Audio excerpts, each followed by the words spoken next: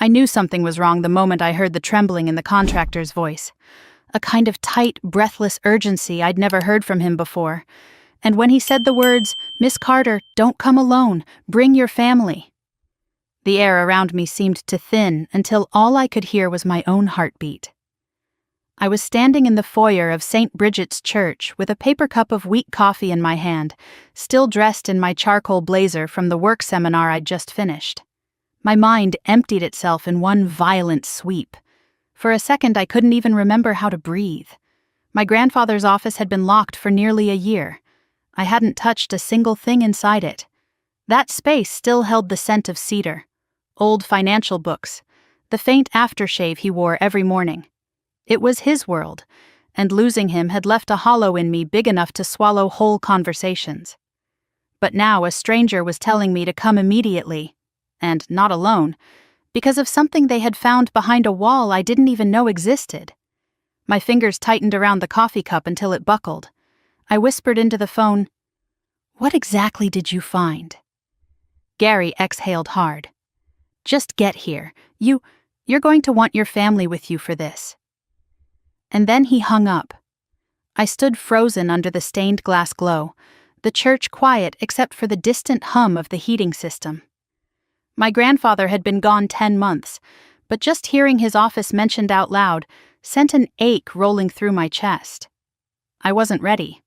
I had never really been ready, and yet something in Gary's voice told me this wasn't about sentimental belongings or old paperwork. This was something darker, something hidden, something he hadn't expected to find. I called my parents first. Mom answered on the second ring with her usual clipped tone, already sounding annoyed before I had finished the first sentence. "You want us to come where?" she asked. Dad grabbed the phone from her. "Emily, sweetheart, it's just an office. Whatever he found, we can handle later." "He said to bring the family," I repeated. He sounded scared. Silence stretched across the line. Then Dad sighed, a weary exhale that told me they were already dreading whatever this was going to become. "Fine, 15 minutes. They hung up without another word. I drove faster than I should have. Monroe Lane appeared sooner than expected, that familiar row of tall pines lining the street like sentries.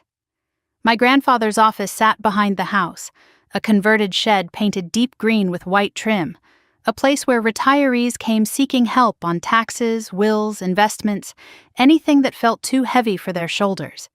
He believed the elderly deserved dignity. He believed integrity wasn't a virtue, but a duty. I used to think that belief ran in our family. I didn't know yet how wrong I was. My parents pulled up as I reached the walkway. Mom's coat was buttoned tight, her mouth pinched. Dad kept rubbing his forehead as if this whole visit were an inconvenience. Before I could speak, Gary appeared from inside the office. His face was pale, his hands braced against the doorframe. "Miss Carter," he said quietly, "you need to see this." Inside, the air smelled of dust and cold wood. Boxes I had avoided touching were stacked on the floor. The bookshelf my grandfather built by hand stood along the west wall, except one section had been dragged forward several inches. Behind it, where there should have been solid drywall, a rectangular cutout revealed a narrow alcove hidden behind the structure. And inside that alcove was a small brushed steel safe bolted into the studs. "I didn't touch anything except pulling the shelf," Gary said. "It slid way too easily. That's when I realized it was on a track." My mother's voice rose sharply. "Why are we here for a safe? It's probably empty." "It's not," Gary said. "And your father didn't want anyone in the family finding it while he was alive." Dad stiffened. "What makes you say that?" Gary pointed to the inside edge of the shelf. A strip of masking tape, yellowed with time, clung near the bottom. On it, written in my grandfather's careful handwriting, "For Emily only." Mom's eyes narrowed. "For Emily? That makes no sense." But my stomach dropped. He had written those words intentionally, purposefully. And my parents clearly didn't like that one bit. I approached the safe, my hands trembling before I even reached out. The keypad blinked a soft blue. I tried the numbers I knew he cherished, his Marine Corps ID, the address of the house, the date he opened this office. Nothing worked. Then I tried the simplest thing, the combination he used for everything too sentimental to forget. My birthday. A soft click echoed through the room. The safe unlocked. Inside were 3 items: a USB drive, a thick manila envelope sealed with aged tape, and a small cluster of papers neatly clipped together with highlighted names. My parents leaned in immediately, but I stepped between them and the safe. The envelope had my name written on it in his handwriting. Emily, read alone first. The lettering wavered slightly at the end. He must have written it when his illness advanced. I swallowed hard and clutched the envelope to my chest. "We'll give you privacy," Gary said gently. But my mother snapped, "We're her parents. You should leave." I cut her off. I didn't raise my voice. I didn't need to. Something in my tone must have hit a nerve, because Mom stepped back, her face twisting as though she wanted to argue but didn't know how.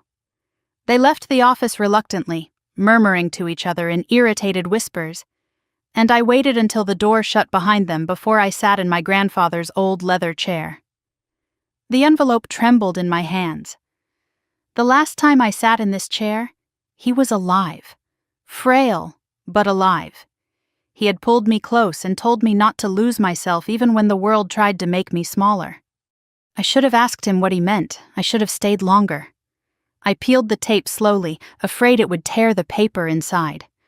3 pages slid out, front and back filled with his precise, elegant script. I inhaled once, then read.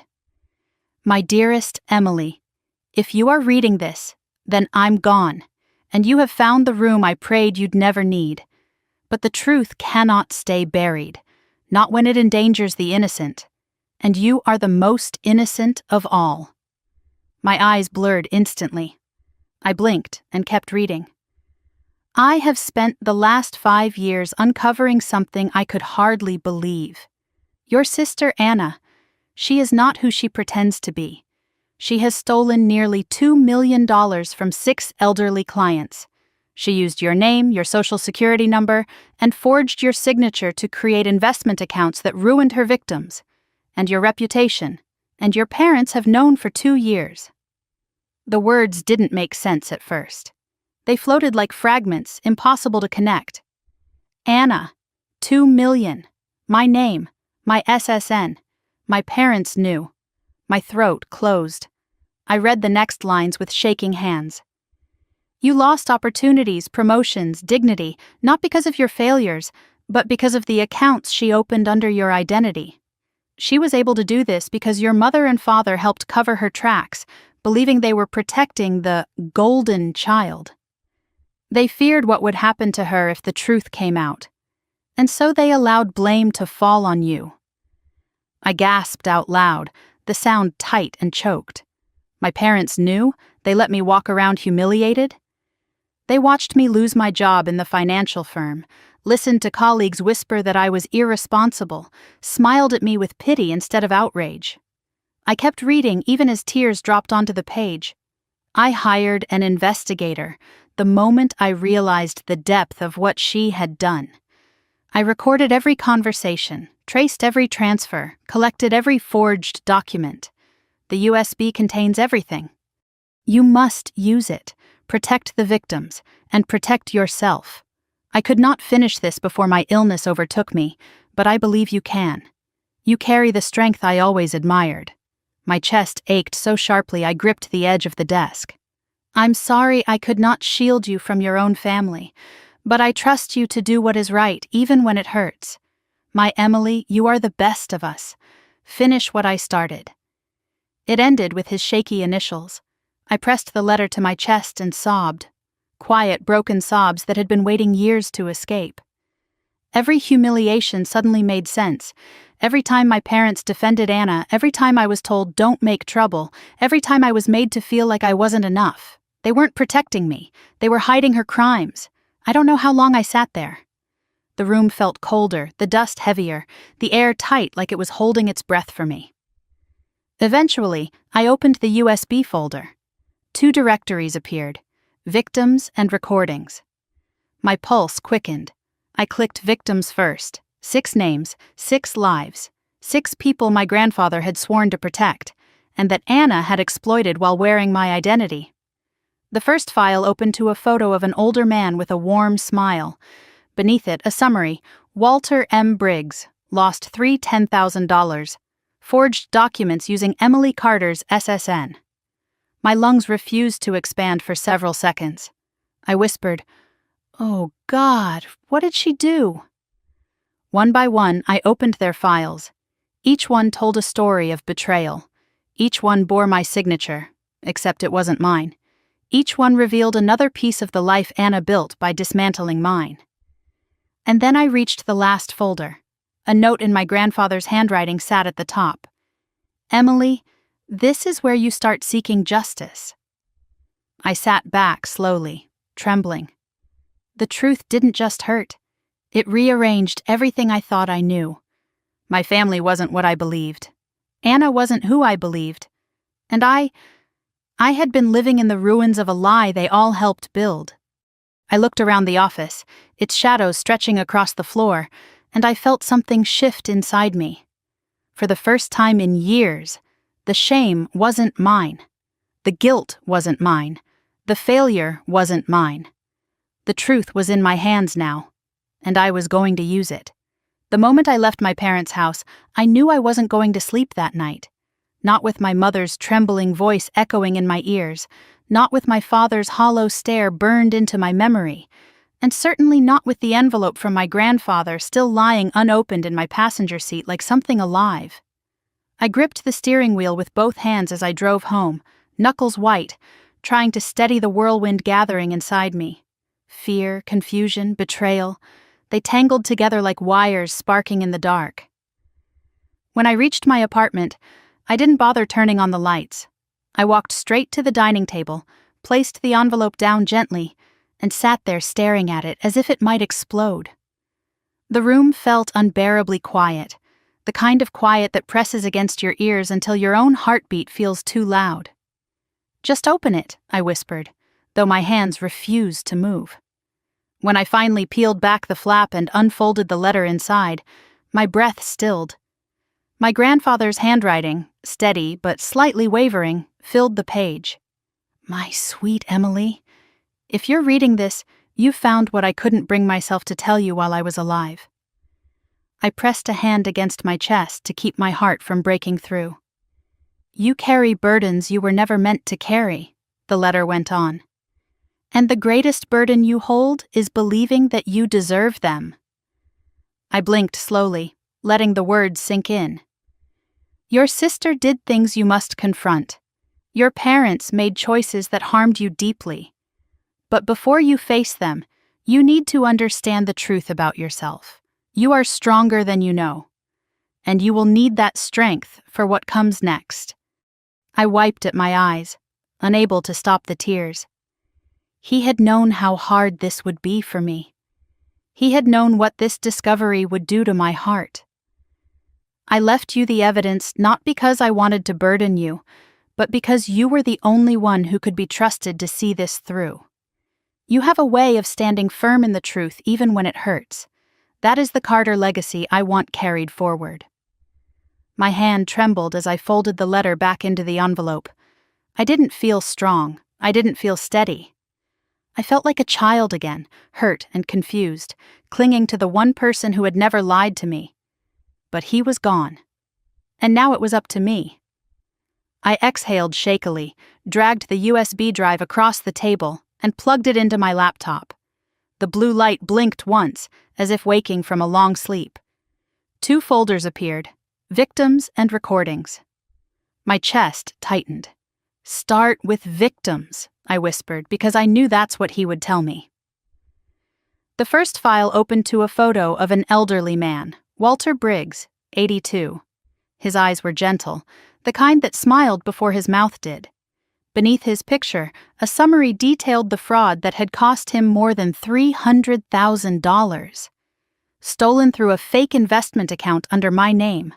Forged contract. Fraudulent signature. I leaned back, pressing my fingertips to my temples. It was surreal seeing my name tied to crimes I hadn't committed, like looking at a reflection that wasn't mine.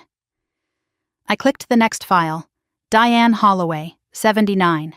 Her photo showed her sitting at a garden table, surrounded by potted plants. A widow, a retired librarian, her life savings, gone, in my name. I felt something tighten painfully inside me. I clicked another. Henry Loomis. I remembered him. He had always waved when he saw my grandfather outside mowing the lawn.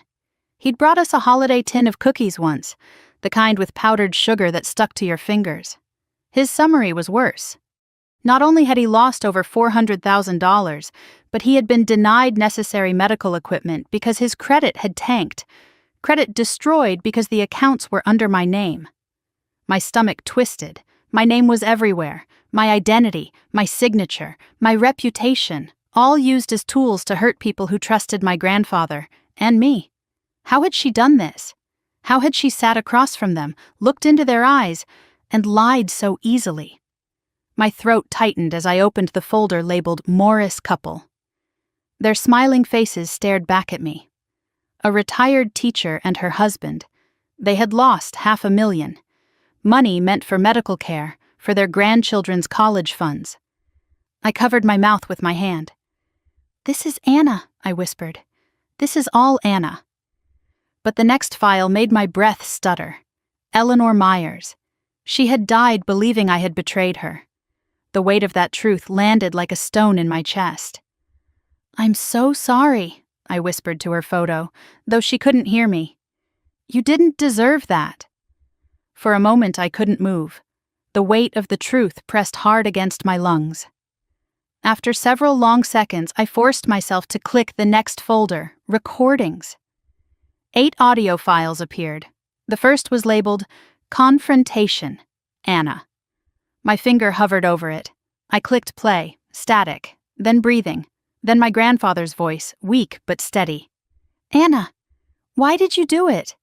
Her voice came next, sharp, annoyed, defensive. "Stop, Grandpa, you don't understand." I stiffened, every muscle going tense. He pressed, calm, patient, heartbreak buried beneath every word, and she cracked, piece by piece. "I used her name," she snapped, "but she wasn't supposed to find out." My breath caught, my whole body froze. "I built something," she continued. "I deserved it. Emily never fights for anything. She lets people walk over her. She's weak." Weak. The word buried itself in my chest like ice. My grandfather's voice broke. "You ruined her life.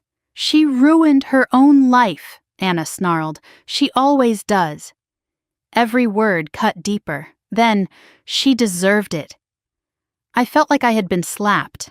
My throat tightened so painfully I had to pause the recording just to breathe. I pushed my chair back and stood, pacing the length of my apartment as adrenaline surged through me. My fingertips tingled. My breath came too fast. I felt raw, exposed, carved open.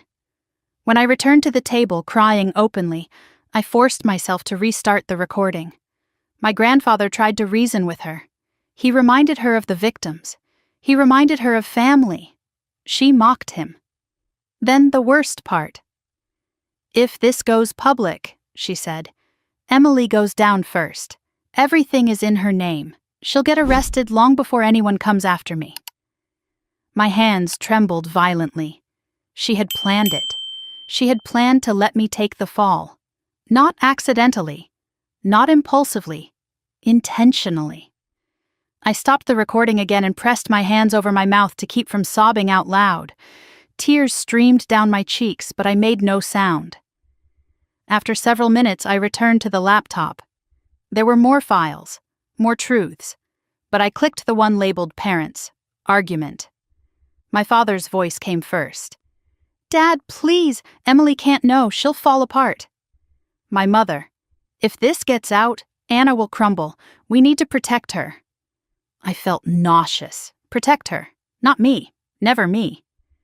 "You're sacrificing Emily," my grandfather said, voice breaking. Silence. Then my father whispered, "She can handle disappointment." I covered my face and broke. broke in a way I didn't know I still could. My parents had chosen her. Over truth, over justice, over me. I sat there for what felt like hours, breathing through the devastation, letting it soak into me so thoroughly that there was no room for denial left. When I finally lifted my head again, everything looked different. The apartment, the evidence, my own reflection in the dark window. The truth didn't just break my illusions, it freed something inside me, a flame, a purpose, a resolve. I wiped my face, inhaled, and whispered, "Grandpa, I'm going to finish this." I opened my laptop and typed an email. Subject, evidence submission, urgent, to Agent Marcus Hale, FBI Financial Crimes Division. My voice no longer shook. My hands no longer hesitated. Because the truth, now fully seen, fully felt, had given me exactly what my grandfather said it would: strength, clarity, purpose, and I wasn't afraid anymore. Not of the evidence, not of my family, not of what came next. The truth was mine now, and I was ready to use it. The house was silent when I slipped inside that night, but my mind roared like a storm. I didn't bother turning on the lights. I went straight to my bedroom, closed the door, and set the USB in the center of my desk, the way someone might place a weapon they were afraid to touch. For a long time I just stared at it, the tiny black rectangle holding more weight than any object I'd ever owned. It felt alive somehow, pulsing with everything my grandfather had uncovered, with every lie my sister had fed the world, with every injustice that had wrapped around my name like barbed wire. I sat down slowly, opened my laptop, and plugged the USB in. The quiet click sounded like a key turning in a lock I couldn't undo. The screen lit up, and 2 folders appeared immediately, exactly as they had in his letter: victims and recordings. But now there was something else. A 3rd folder I hadn't noticed before. At the top, in bold letters, it read, "Start here." My chest tightened. I clicked it. Inside was a single document, nothing but a scanned note written in my grandfather's handwriting. 5 words. "Begin with compassion. You'll need it." I exhaled slowly, the breath shaky. Compassion. It felt impossibly far from me at that moment, but I understood why he wrote it. The truth ahead wasn't going to just expose Anna. It was going to tear apart the last shreds of the family I had believed in. And compassion might be the only thing that kept me from drowning in the anger rushing beneath my skin. I opened the victims folder next. 6 subfolders neatly arranged, each named with a person's full name. I clicked the first one. A picture filled my screen, an older man with bright eyes and a smile that had probably softened strangers' days. His name, Walter Briggs, 82. I remembered him faintly, a retired postal worker who lived down the street from my grandfather's house. He had brought my grandfather homemade fudge every Christmas. Below the photo was a summary of his case. Stolen, $10,000, account opened under the name Emily Carter. Social Security number match confirmed. Signature, forgery consistent with suspect AC. My throat closed. My own name, my own identity, used like a mask stolen off my face.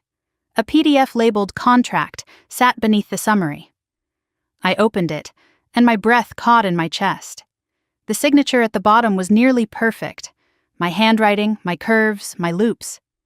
But it wasn't mine. I knew every line of my signature. Whoever forged it had studied me, watched me, knew exactly how to mimic me. I sat back, pressing a hand over my mouth as if that would stop the disbelief flooding my veins. I remembered the year that contract had been dated. That same month I'd applied for a credit card and been rejected without explanation. I'd told my parents. My father shrugged and said, "You must have missed something." My mother had said, "Emily, you need to grow up and manage your money better." And I had believed them, because believing them was easier than believing anyone in my family might betray me. I opened the next file. Diane Holloway, age 79. A widow with soft eyes and silver hair pinned in a bun. My grandfather's note sat attached. "She trusted the wrong face. She thought it was you." A deep ache spread across my ribs. A recorded audio file was below her documents. I clicked it. The sound of a woman crying quietly filled the room. She said she was Emily. She said your granddaughter would take care of everything. I stopped the recording so abruptly my fingers stung against the trackpad. Heat prickled the back of my neck. Anna had introduced herself as me, not just on paper, in person. My vision blurred. I closed my eyes and forced myself to breathe through it. I clicked on the third victim. Henry Loomis, 85. I froze. I knew Henry well. He had come into my office twice when I was still working at the wealth management firm. He'd been so distressed because his accounts were locked. I had sat with him, offering help, thinking he had forgotten passwords or been caught by some company error. But now I saw the truth. His summaries listed total loss, $440,000. Identity used, Emily Carter. Document signatures forged. Evidence links to suspect Anna Carter. I blinked away the tears burning my eyes.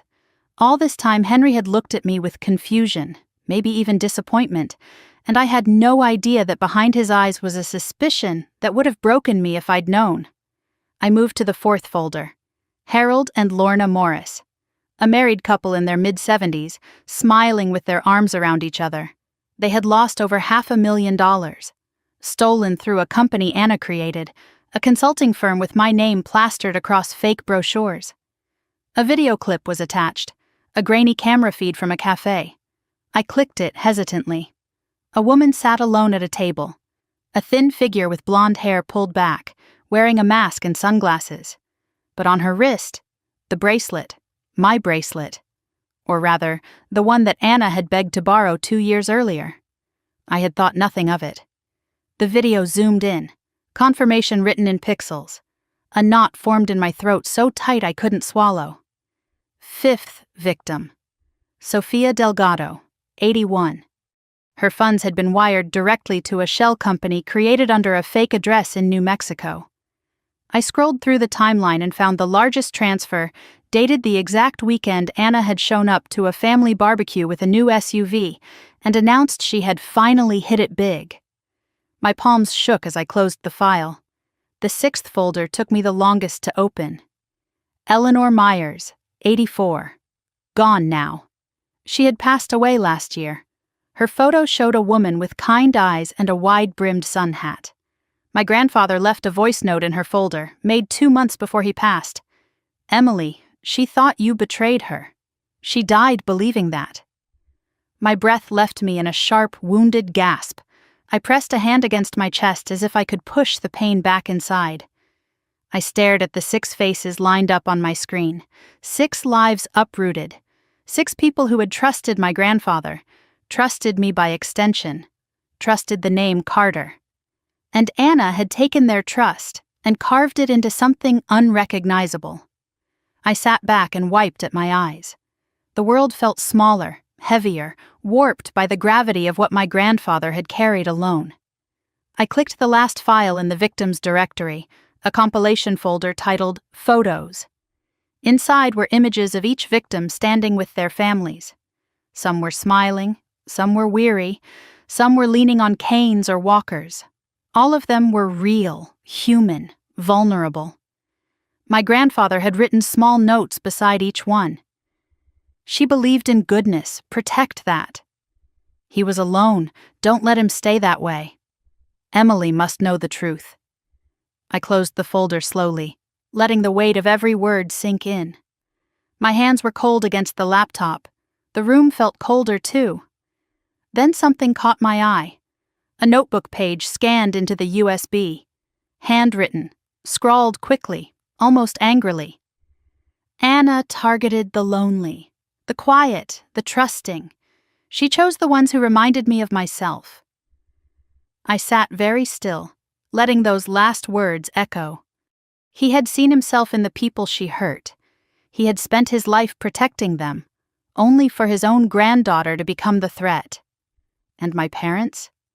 They had chosen silence, chosen Anna, chosen the version of our family that looked perfect on the outside, no matter how rotten it grew on the inside. I looked again at the document names, at the folder titled Recordings. My heart began beating harder. I knew I needed to click it. I wasn't ready. But ready didn't matter anymore. I opened the folder. 8 audio files, 6 were tagged with the victims' names, 1 marked Parents' Argument, and the final one, Anna Confession, full recording for Emily. A chill ran through me so sharply I almost shivered. I pressed my fingertips against the trackpad and hovered over the file. I clicked play. Static crackled. Then my grandfather's voice, weak, breathless, filled the room. Anna, why did you do it? I covered my mouth with both hands as tears blurred the screen. The recording was just beginning, but I already knew. This was the turning point. The moment nothing in my life would ever be the same again. I leaned closer to the laptop, heart pounding, breath unsteady. Then her voice came through, sharp, defensive, familiar in the worst way. Grandpa, stop, you don't understand anything. And the truth, the one my grandfather had carried alone for years, unfurled in the dark room like a blade. I closed my eyes, ready to hear everything. Ready, at last, to face what my family had become. The first thing I heard when I opened the file was my grandfather's breathing, shallow, uneven, the kind that made my throat tighten instantly. Then came his voice, thin but steady enough to cut straight through me. Anna, why did you do it? For a moment, all I could hear was the low hum of the laptop fan and my own heartbeat pulsing in my ears. Then Anna's voice burst into the silence, sharp and irritated. Grandpa, stop! You don't understand anything. I froze.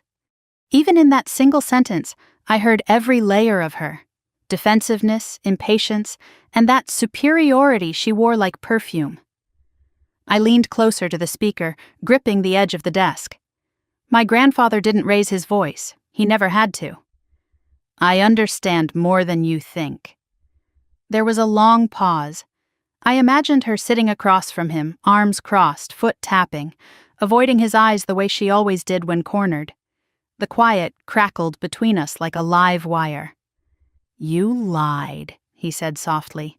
And you didn't lie to strangers. You lied to family. She scoffed. Family, please. You only ever cared about Emily. The sound of my own name from her mouth made my stomach twist. I pressed my hand over my lips to stop the sound that almost slipped out. Let's stay with the facts, he said, breath heavier now. 6 elderly clients, 6 accounts under Emily's identity. $2 million, Anna. This wasn't a mistake. Another pause, a shifting noise, a chair leg scratching the floor. Everyone makes mistakes, she snapped. You're blowing this out of proportion. Mistakes don't transfer hundreds of thousands of dollars, he answered. Mistakes don't involve forged documents and stolen social security numbers. Her voice lowered, bitter. You always take her side. My eyes burned. I didn't want to hear this, but I couldn't stop. Because she didn't do this, he said. You did. The recording crackled, and then suddenly something banged. A fist against the table, maybe. Fine, she exploded. Yes, I used her name, but she was never supposed to find out. I sucked in a breath so fast it hurt. My hands trembled uncontrollably on the desk. My grandfather didn't raise his voice, but I heard the tremor in it now, the grief. Emily has suffered because of you, he said. Her credit, her career, she lost everything, and you watched it happen. She's weak, Anna spat. She should have fought harder. She lets people walk all over her. The words sliced straight through me. I pressed a fist to my chest like that could dull the pain. She never deserved anything she got, Anna continued. She's the golden girl who always did everything right. I just took what evened things out. By taking from people who could not defend themselves? He asked sharply. By hurting those who trusted you? There was silence. Heavy. 30 seconds, maybe. Then, they have more money than they need. I covered my mouth with both hands. And you thought you deserved it, he murmured. Is that it? Her voice changed then, lower, edgier.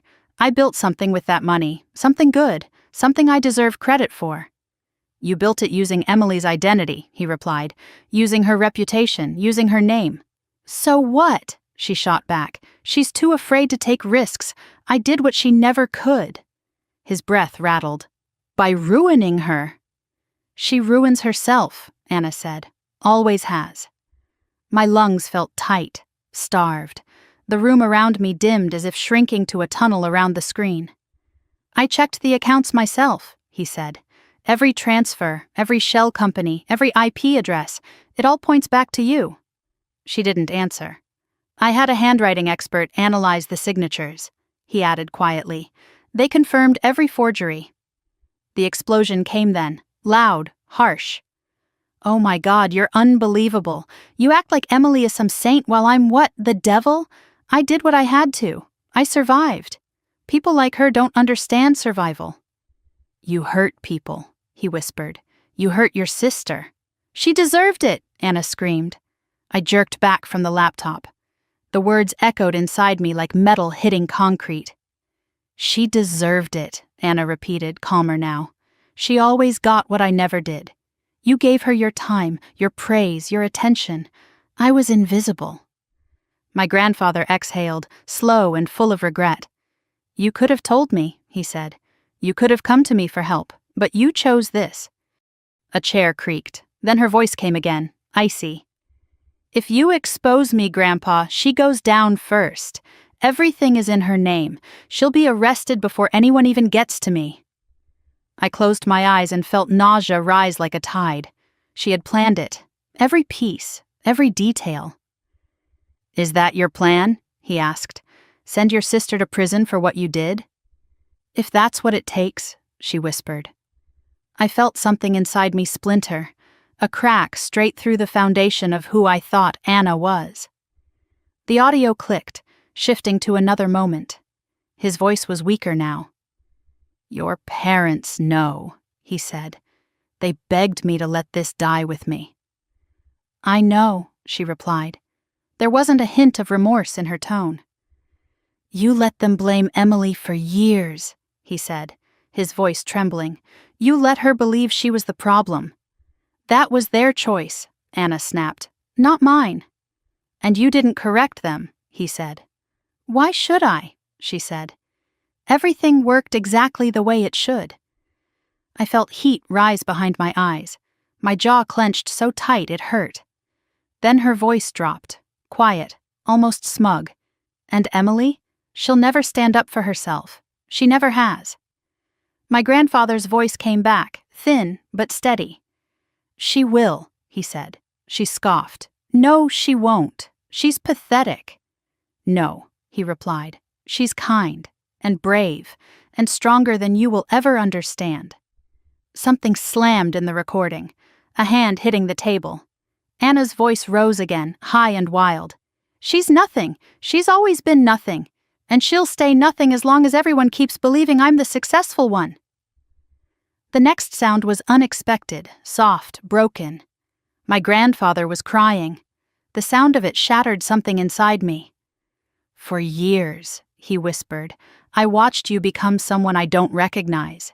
But this? Hurting people who trusted our name? Betraying your own blood? I failed you somehow. I see that now.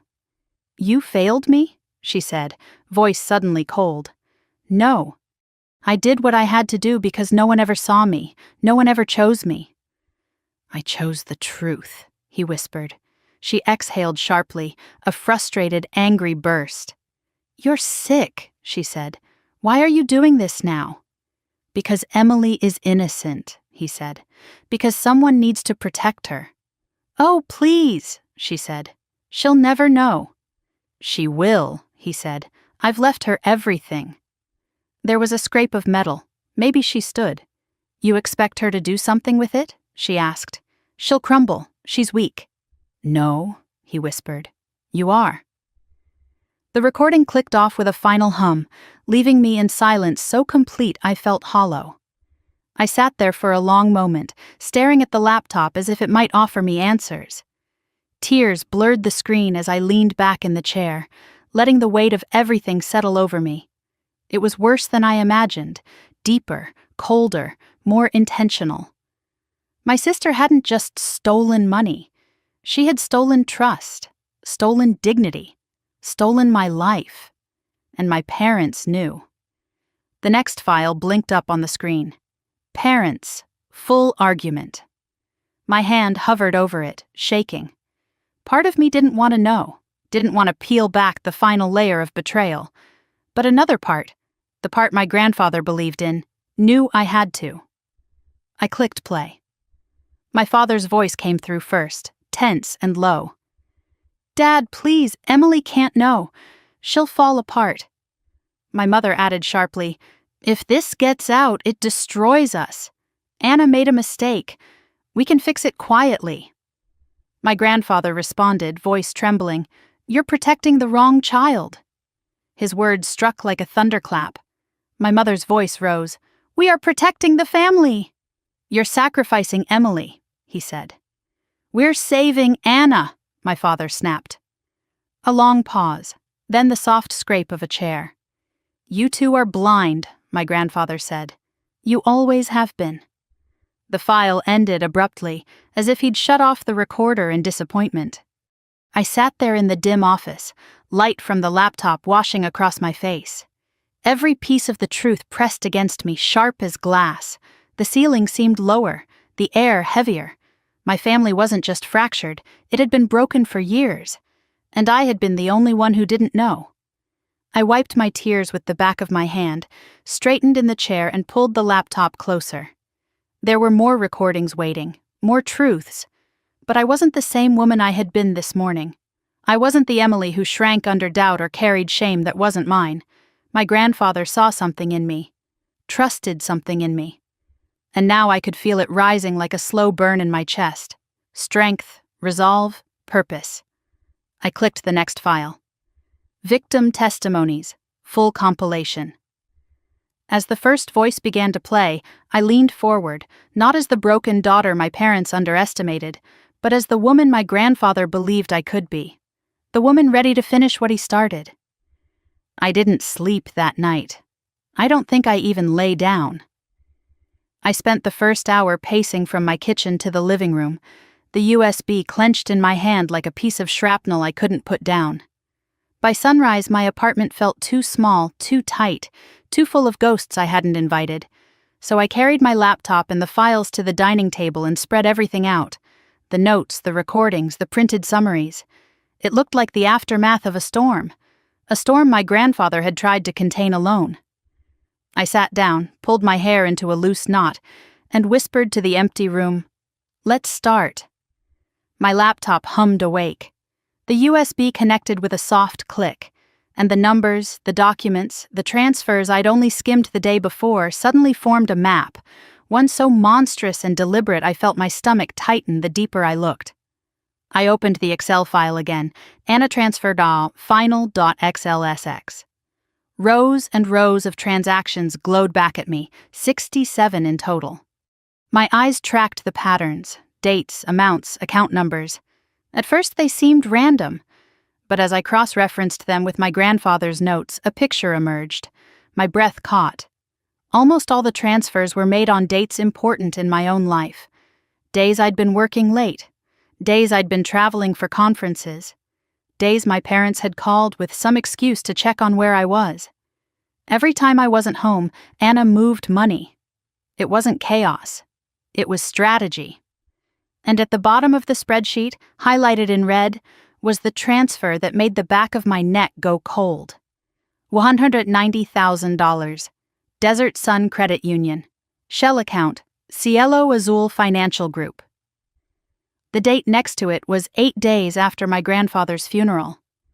I sat back, pressing my fingers against my temples. She hadn't stopped, even when we were burying him. She'd kept stealing while I was helping my mother choose the flowers for the service. Kept stealing while I was cleaning out his bedroom drawers with shaking hands. Kept stealing while I was crying at his graveside. A grief so sharp it bordered on rage surged through me. I opened the next tab in the file, Location History. There it was, A New Mexico address for the shell company. And beside it, another name I didn't recognize at first. Desert Sun Credit Union. But the moment I typed the name into Google Maps, my breath stilled. The bank sat in a remote area 20 miles outside Albuquerque, a place you wouldn't go unless you needed privacy or distance, a place Anna had been. I minimized the browser and opened my email archives. I searched for old family messages, anything that could show where Anna had been the past few years. A dozen photos popped up: vacation trips, brunch outings, spontaneous solo self-care retreats. 3 years ago, a selfie of Anna at an airport with the caption, "Last-minute getaway, I need a break." The timestamp was the same day the first major fraudulent transfer occurred. 4 years ago, a picture of her at a rooftop restaurant in Tempe, Arizona, wine glass raised. The date matched the second transfer. 2 years ago, a cryptic caption, "Sometimes you need to get out of town to find clarity."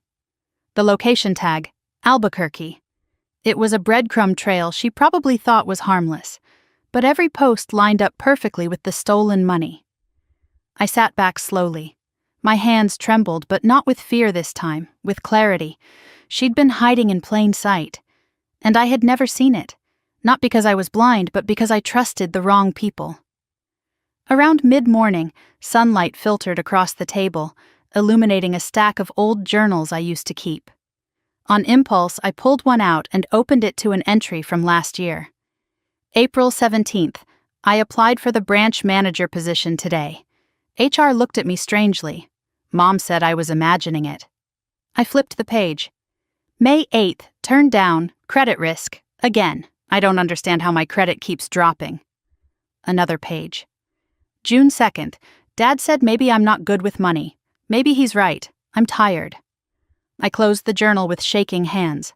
For years, I had blamed myself for every failure, every denied promotion, every warning at work about financial red flags. All the while, Anna had been using my identity to drain accounts, and my parents had allowed it, quiet and complicit. I opened my credit report next.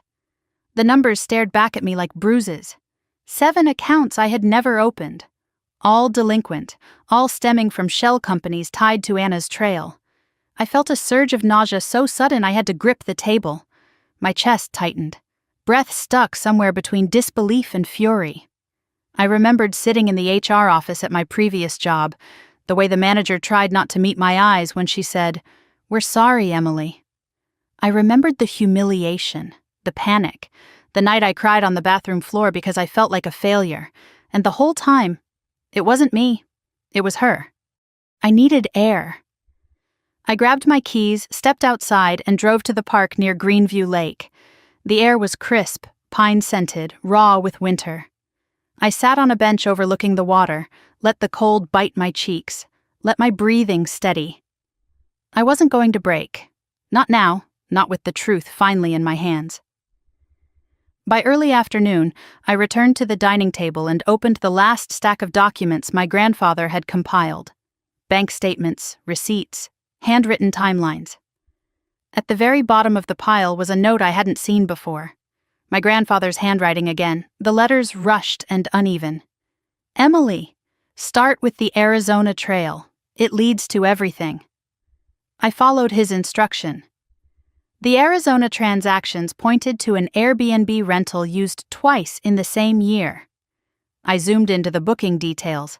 The reservation had been made using a throwaway email, but the profile picture, small, nearly unnoticeable, showed a familiar gold hoodie with embroidered initials. I had given that hoodie to Anna for Christmas when she was 22. My fingers trembled as I clicked through the files. Another transaction, another city, another hotel.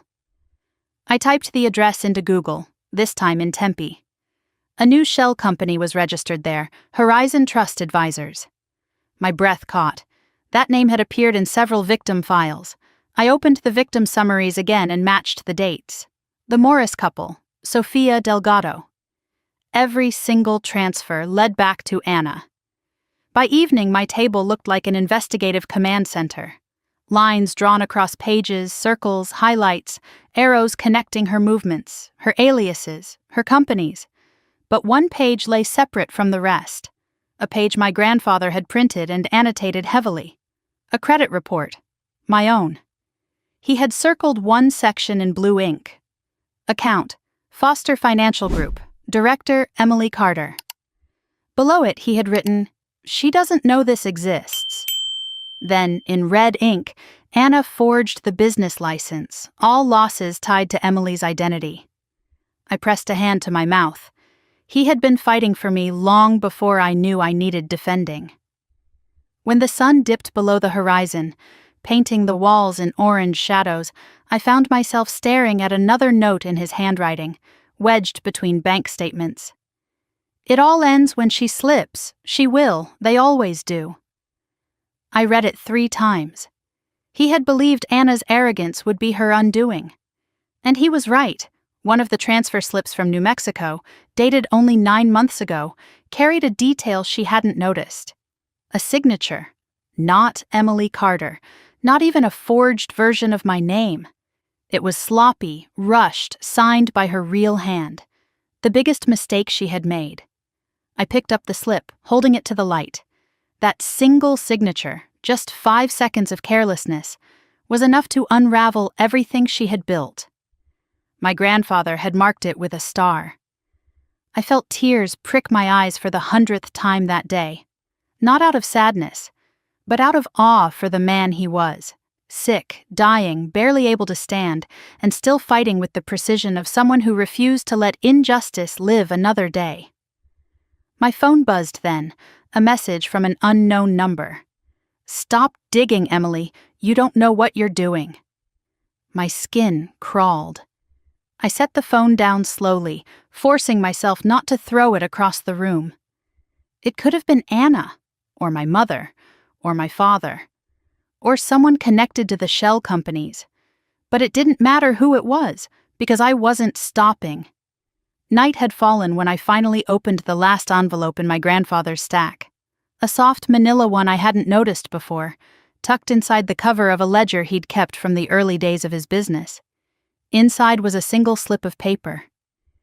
"Jack Harmon can help if I don't make it." My breath caught. Jack Harmon, his former colleague, a retired fraud investigator. A man I had met once as a child, but barely remembered.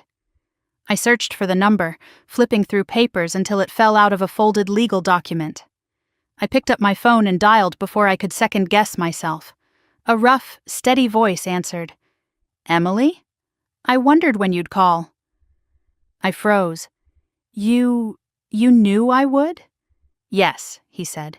"Your grandfather told me everything. I've been waiting." My hand shook as I held the phone tighter. "Can you help me?" "Yes," he said without hesitation. "But before you come, there's something you need to see." "What is it?" A pause. Then, "Evidence your grandfather didn't have time to analyze. Evidence Anna didn't know he found. Meet me tomorrow." The call ended. I remained at the table long after the line went dead, surrounded by the truth, surrounded by the lives she had damaged, by the life she had stolen from me. And for the first time in years, I felt something steady rise in my chest. Not fear, not grief, resolve. My grandfather had left me a path, and tomorrow I would take the next step, whatever it cost. The next morning, I drove to Greenview Lake with a knot in my stomach that no amount of deep breathing could loosen. The winter sun cast a pale shimmer across the water, the kind of cold light that looked beautiful from a distance, but felt sharp the moment it touched your skin. Jack Harmon told me to meet him at a small cafe near the shoreline, a place my grandfather used to love, and as soon as I stepped inside, I spotted him. He was sitting alone in the back corner, a tall, broad-shouldered man with silver hair combed neatly away from a lined, weathered face. He wore the kind of coat you buy once and keep for 20 years, the fabric thick, the seams still strong. He didn't smile when he saw me. He simply nodded, stood, and held out his hand. "Emily," he said in a low voice that carried decades of authority, "you look just like your grandfather said you would." I swallowed hard. "You knew I'd come?" "I knew you would have no choice." His eyes, clear, sharp, and impossibly steady, held mine a beat too long, like he was measuring what kind of fight I had in me. Then he gestured to the chair across from him. "Sit, we have a lot to cover." The server approached to take my order, but I shook my head. My stomach couldn't handle anything heavier than air. Jack waited until she walked away before pulling a large envelope from the inside of his coat. He slid it across the table. "Your grandfather gave me this the last day I saw him," he said. "He told me not to open it unless you contacted me, said it wasn't mine to see." My breath caught. I stared at the envelope like it might burn me if I touched it. "Why did he trust you?"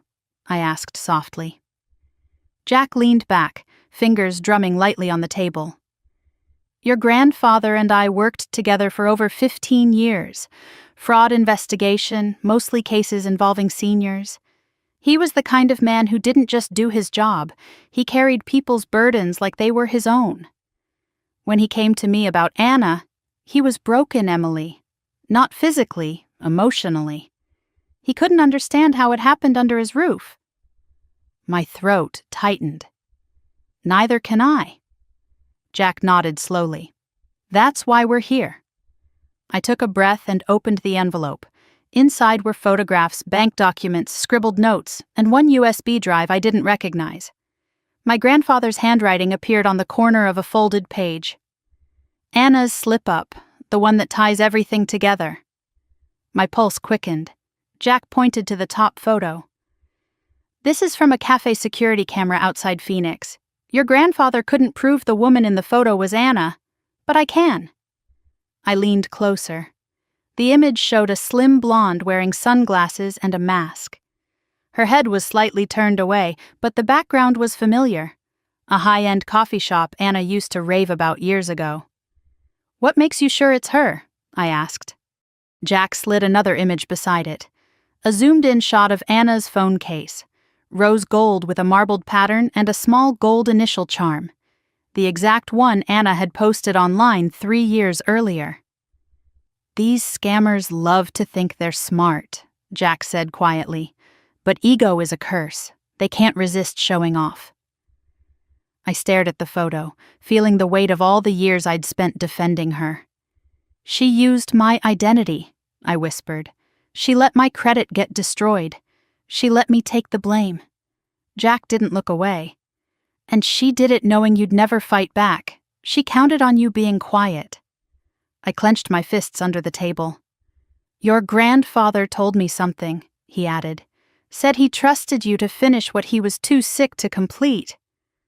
My chest ached. He shouldn't have had to do any of this alone. "He didn't," Jack said. "He had me. And now you have me." I exhaled shakily, trying to steady myself, but Jack reached into the envelope again and pulled out another file.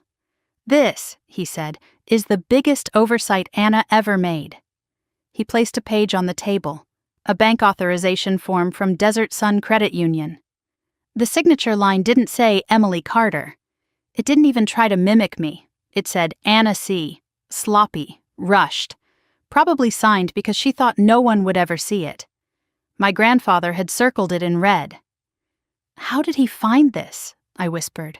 "He spent hundreds of hours tracking every shell company she created," Jack replied. "He wasn't just looking at your parents' house, he was digging across 3 states. My head dropped, overwhelmed by the magnitude of his effort. He shouldn't have had to carry that alone. Jack's face softened. He didn't want to put the weight on you while he still had time. He told me once, "Emily carries guilt that isn't hers. I won't add to it until she can fight back." Tears blurred my vision. That sounded exactly like him. I flipped through the rest of the file, company registrations, routing numbers, receipts, overlapping dates. Each piece pointing to Anna, each piece linking her fraud to my ruined credit and the 6 stolen lives my grandfather had fought to defend. But then I found something else. A recording transcript. At the top, parents. Second conversation. "Second," I whispered. "I only heard one." Jack nodded grimly. "Your grandfather recorded them twice. The second one, he didn't add it to the USB because he wasn't sure you were ready, but he gave it to me." He pushed another paper across the table. I stared at the words, reading the transcript with growing disbelief. Mom, we can't let this come out. Emily will cause a scene and Anna will crumble. Dad, we just need Emily to stop asking questions. If she keeps thinking everything is her fault, this stays contained. Mom, she's always been easier to manage. Dad, Anna couldn't handle prison. Emily can handle disappointment. My breath stumbled. Handle disappointment. Like that wasn't the story of my entire life. A sound escaped me, half laugh, half sob. They used me, Jack nodded. Your grandfather wrote a note at the bottom. Look. I read the line, penned in shaking handwriting. They sacrificed her to protect the child who hurt everyone. My chest felt tight, burning with betrayal I didn't yet know how to process. Emily, Jack said quietly, your grandfather didn't gather all this to punish your family. He did it to free you. I wiped my eyes furiously. So what do I do now? You call the FBI, he said simply, and you prepare. Prepare for what? For the truth to finally break everything open. I swallowed hard. I don't know if I'm strong enough. You will be, he said. Your grandfather believed that, and so do I. The server brought coffee to the table, even though neither of us had ordered it. She smiled warmly, unaware of the storm I felt inside. Jack waited until she left before speaking again. There's one more thing, he said. He reached into the envelope one last time and pulled out a black flash drive. It was heavier than the others, with a metal casing and a small sticker on the back with my grandfather's initials. He recorded something he didn't want anyone else to hear, Jack explained. Not me, not your parents, not even Anna. What is it? His last message to you. My throat closed. Why didn't he give it to me before he died? He said you weren't ready, Jack said gently. He said you needed the full truth first. My hands shook as I took the flash drive, gripping it like it was the last piece of him I had left. When you're ready, Jack said, listen to it. I nodded, but my eyes screamed the truth. I wasn't ready at all. We spent another hour at the cafe going over documents, trying to form a clear timeline. By noon, my head felt like it was filled with smoke. Every page revealed more of Anna's lies, more of my parents' complicity, more of the burden my grandfather had carried alone. As we got up to leave, Jack placed a firm hand on my shoulder. You're not alone in this, he said. I'll stand with you when the time comes. Your grandfather made me promise. I swallowed the lump in my throat and nodded. Thank you. Outside, the cold air hit me like a wave. I stood beside my car, breathing hard, gripping the flash drive so tightly the edges bit into my palm. The lake shimmered in the distance, sunlight catching on its surface like scattered glass. My grandfather had believed I could do this. Jack believed I could do this. And somewhere under the fear and exhaustion, I realized I believed it too. When I got home, I placed the new flash drive beside my laptop and stared at it for several minutes before whispering, "Not yet." There was a knock at my door. I jumped, my heart slamming against my ribs. When I opened it, no one was there, just a plain white envelope on the welcome mat. I picked it up, hands trembling.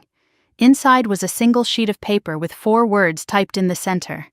Stop before it's too late. I looked up sharply, scanning the hallway. No one. No footsteps, no sound. But the message was clear. Someone knew what I was doing, and someone was terrified of what I was about to uncover. I closed my door, locked every bolt, and leaned my forehead against the wood. I wasn't stopping. Not now. Not after everything my grandfather risked. Not after everything she stole.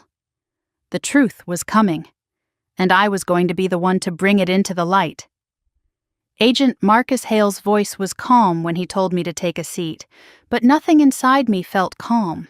Not my heartbeat, not my breath, not the way my fingers tightened around the strap of my purse as I sat in the small conference room inside the Seattle FBI field office. The walls were pale gray, the table steel, the lights bright enough to sting my eyes. Everything felt clinical, stripped of warmth, so different from my grandfather's office where truth grew slowly and carefully, like something tended.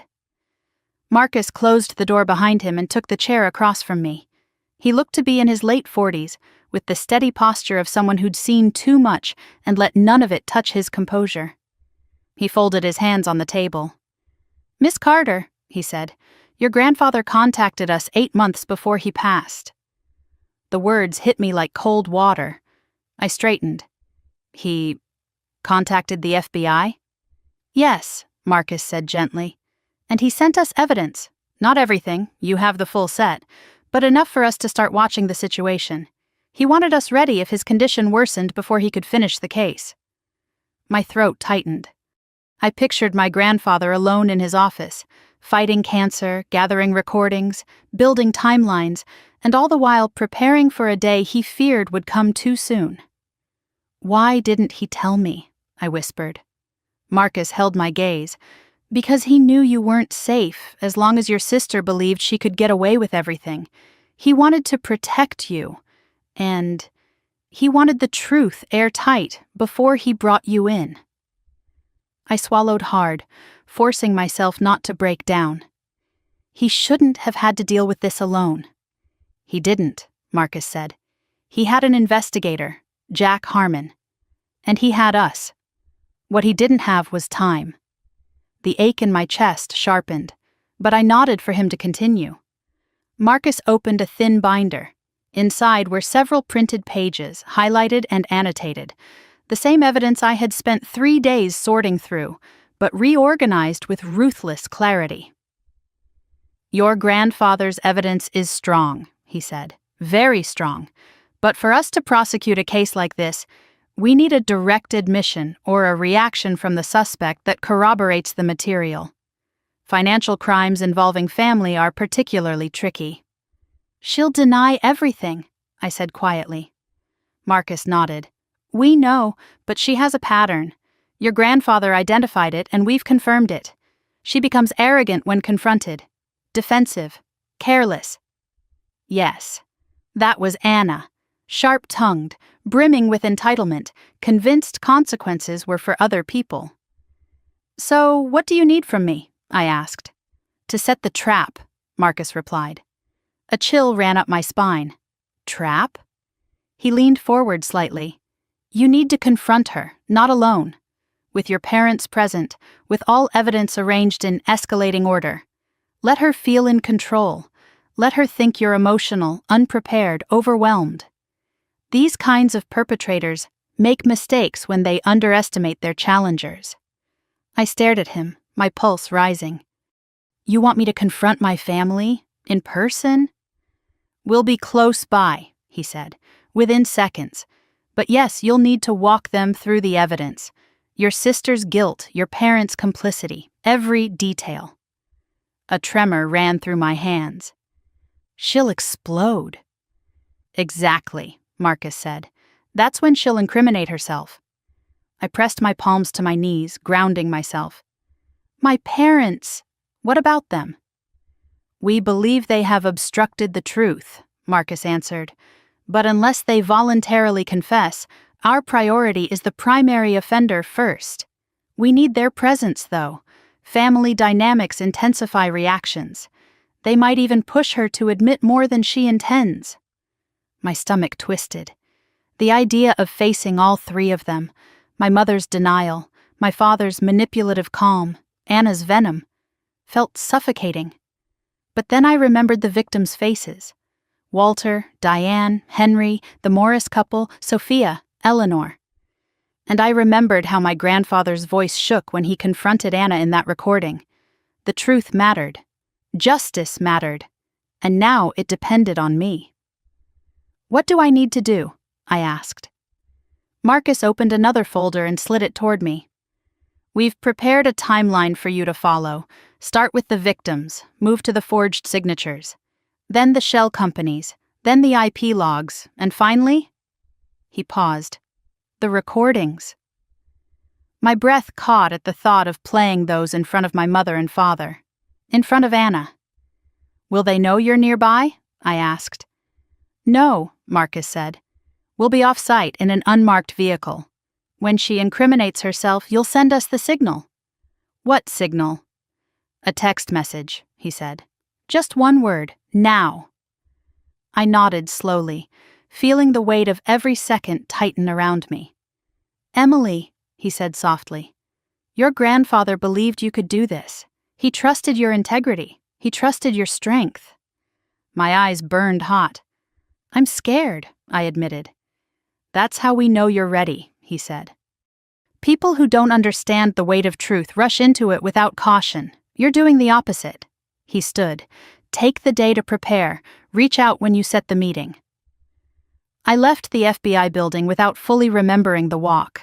My mind felt heavy, like it was dragging 1,000 pounds behind me. Outside, the winter wind cut across my cheeks, clearing my head just enough to remind me what had to come next. I drove to my parents' house on Oak Ridge Drive.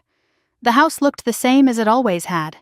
Perfectly trimmed lawn, shutters painted a cheerful navy blue, wreath on the door. It was the kind of house that smiled at neighbors and hid everything behind closed doors. Dad opened the door before I knocked, his eyebrows pulled together. "Emily, this is a surprise." "We need to talk," I said. His smile dropped faster than any mask I'd ever seen him wear. "About what?" "About Grandpa's office, and what he left behind." A flicker of panic moved through his eyes so quickly I might have missed it if I hadn't spent the last few days studying lies. Mom appeared behind him, arms folded. "Emily, whatever you think you found—" "It's not what you think," Dad finished. I clenched my jaw. "You don't even know what I'm going to say." Mom's voice trembled just slightly. "Anna told us you were confused." Confused. The word made something bitter rise in my chest. "I'm not confused," I said evenly. "But I need you and Anna to come to Grandpa's office Saturday evening, 6 o'clock. Mom stiffened. Dad froze. "For what purpose?" he asked. "There's something you need to hear," I said softly. "Something he left for all of us." Mom stepped forward, her voice hissing. "Emily, let this go. For once in your life, just leave it alone."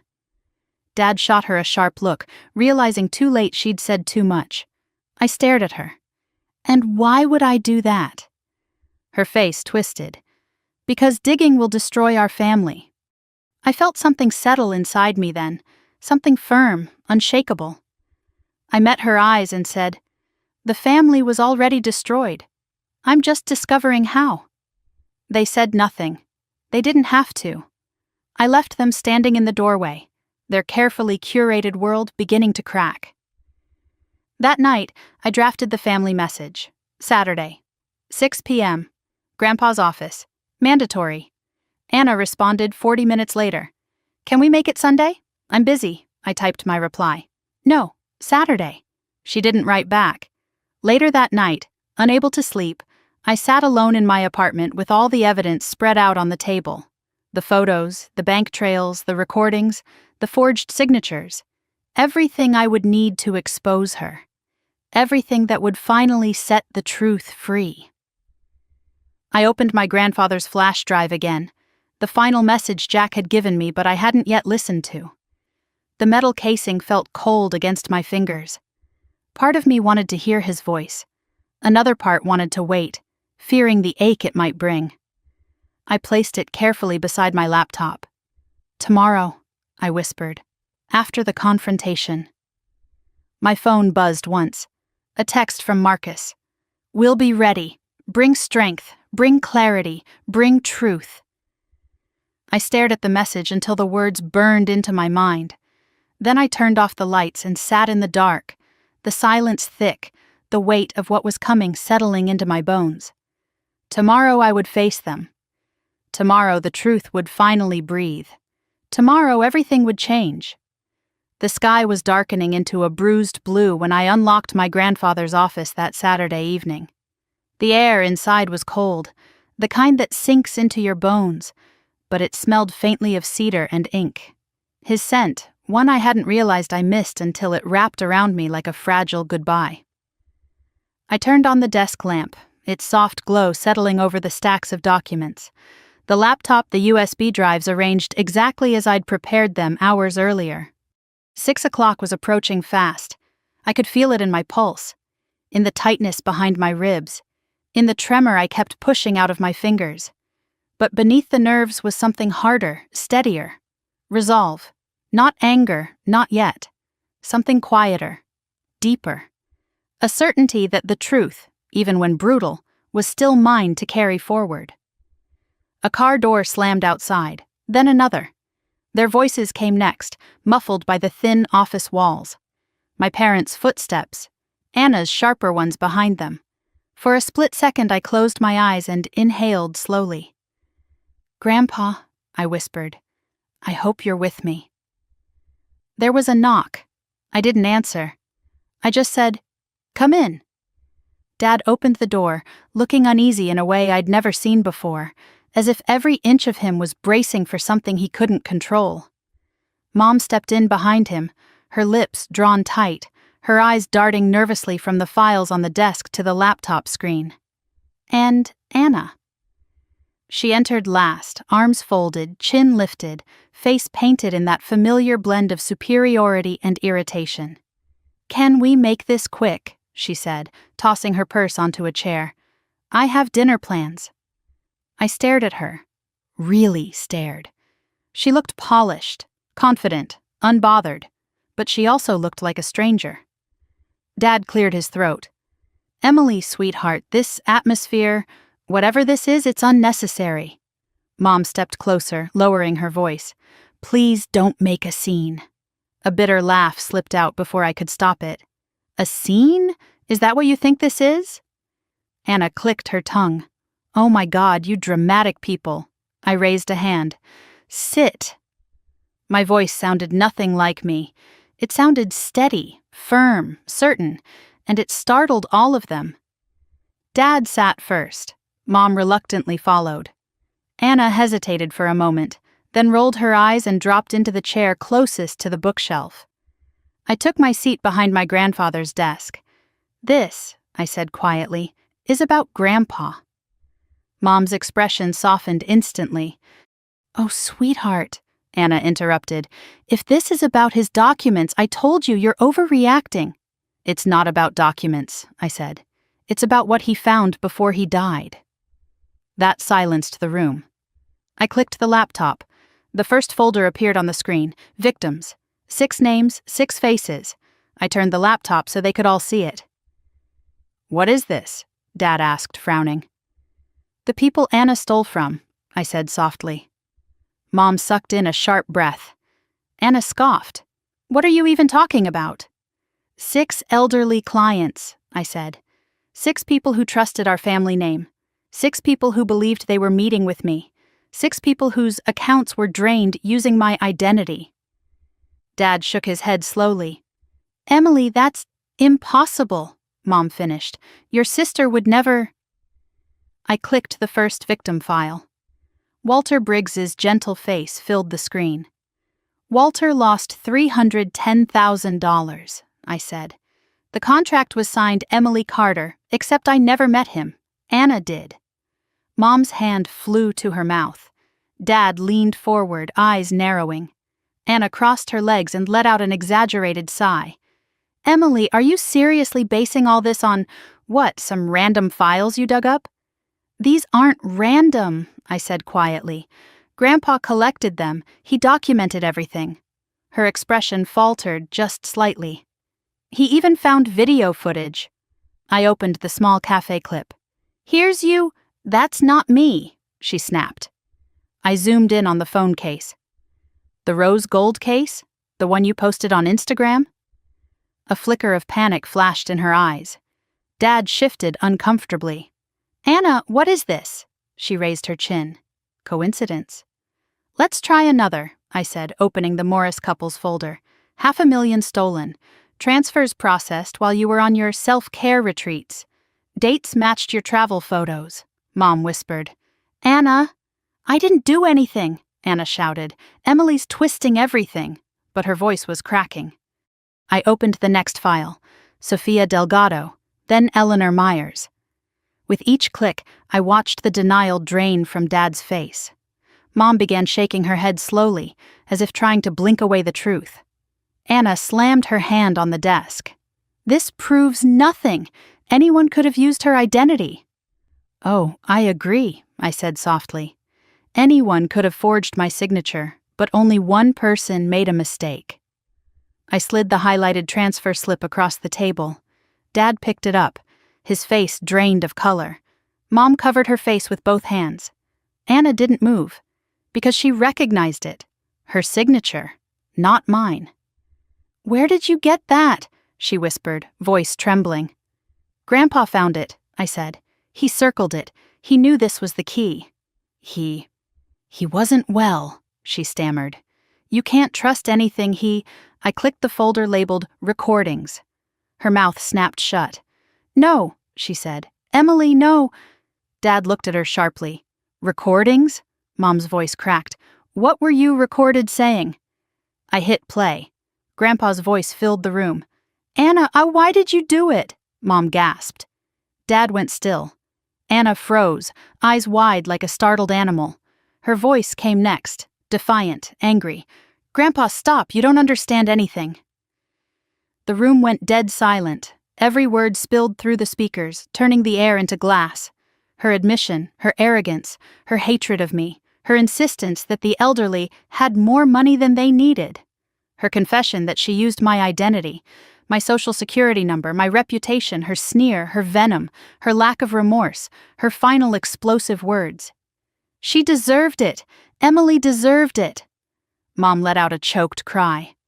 Dad stared at Anna as if seeing her for the first time. Anna shot to her feet.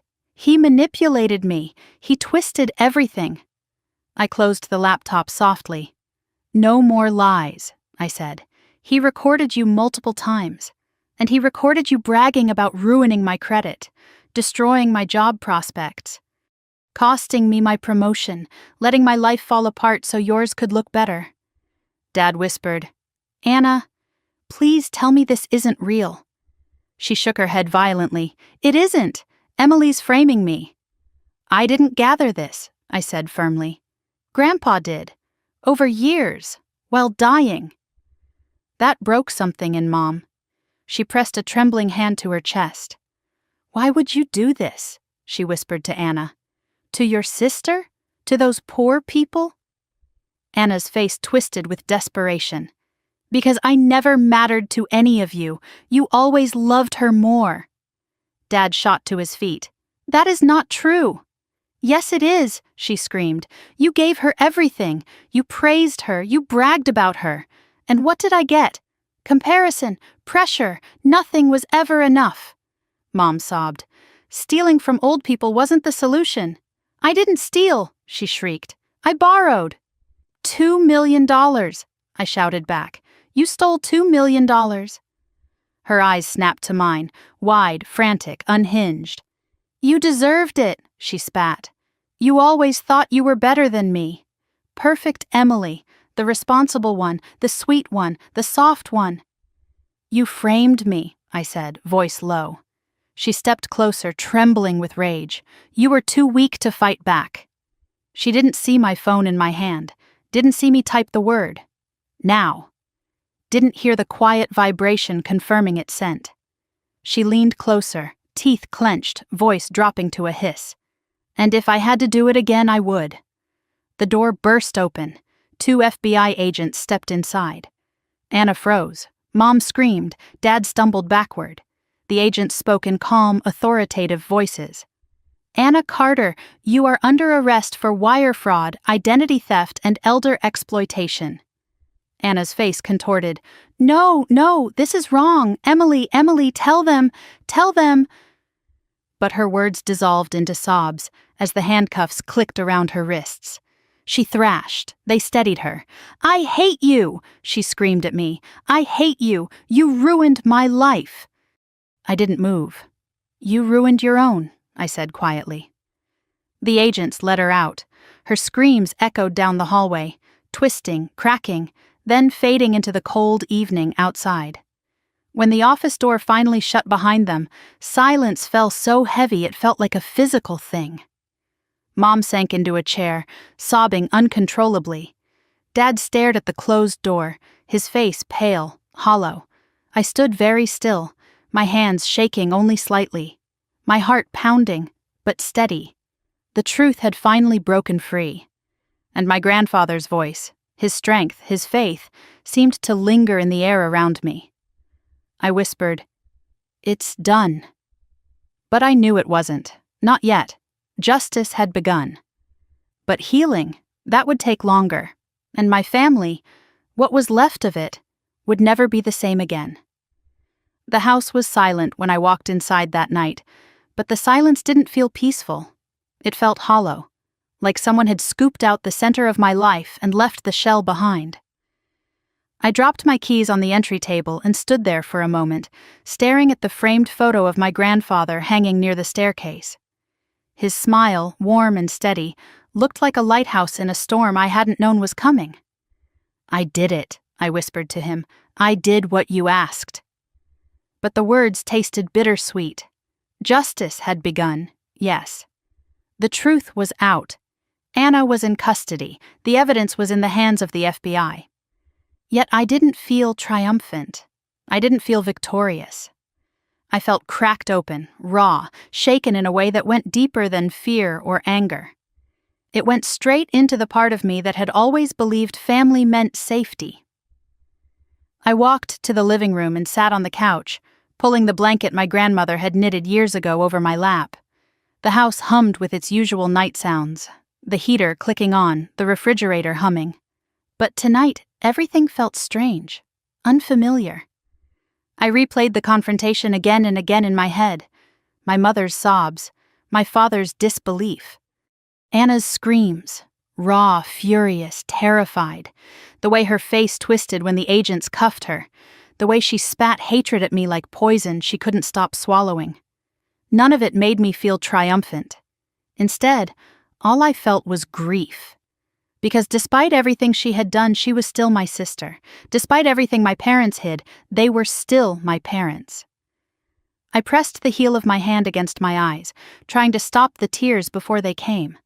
But they came anyway, slowly at first, then harder, choking, shaking tears that racked through me. I curled forward, clutching the blanket like it could hold me up.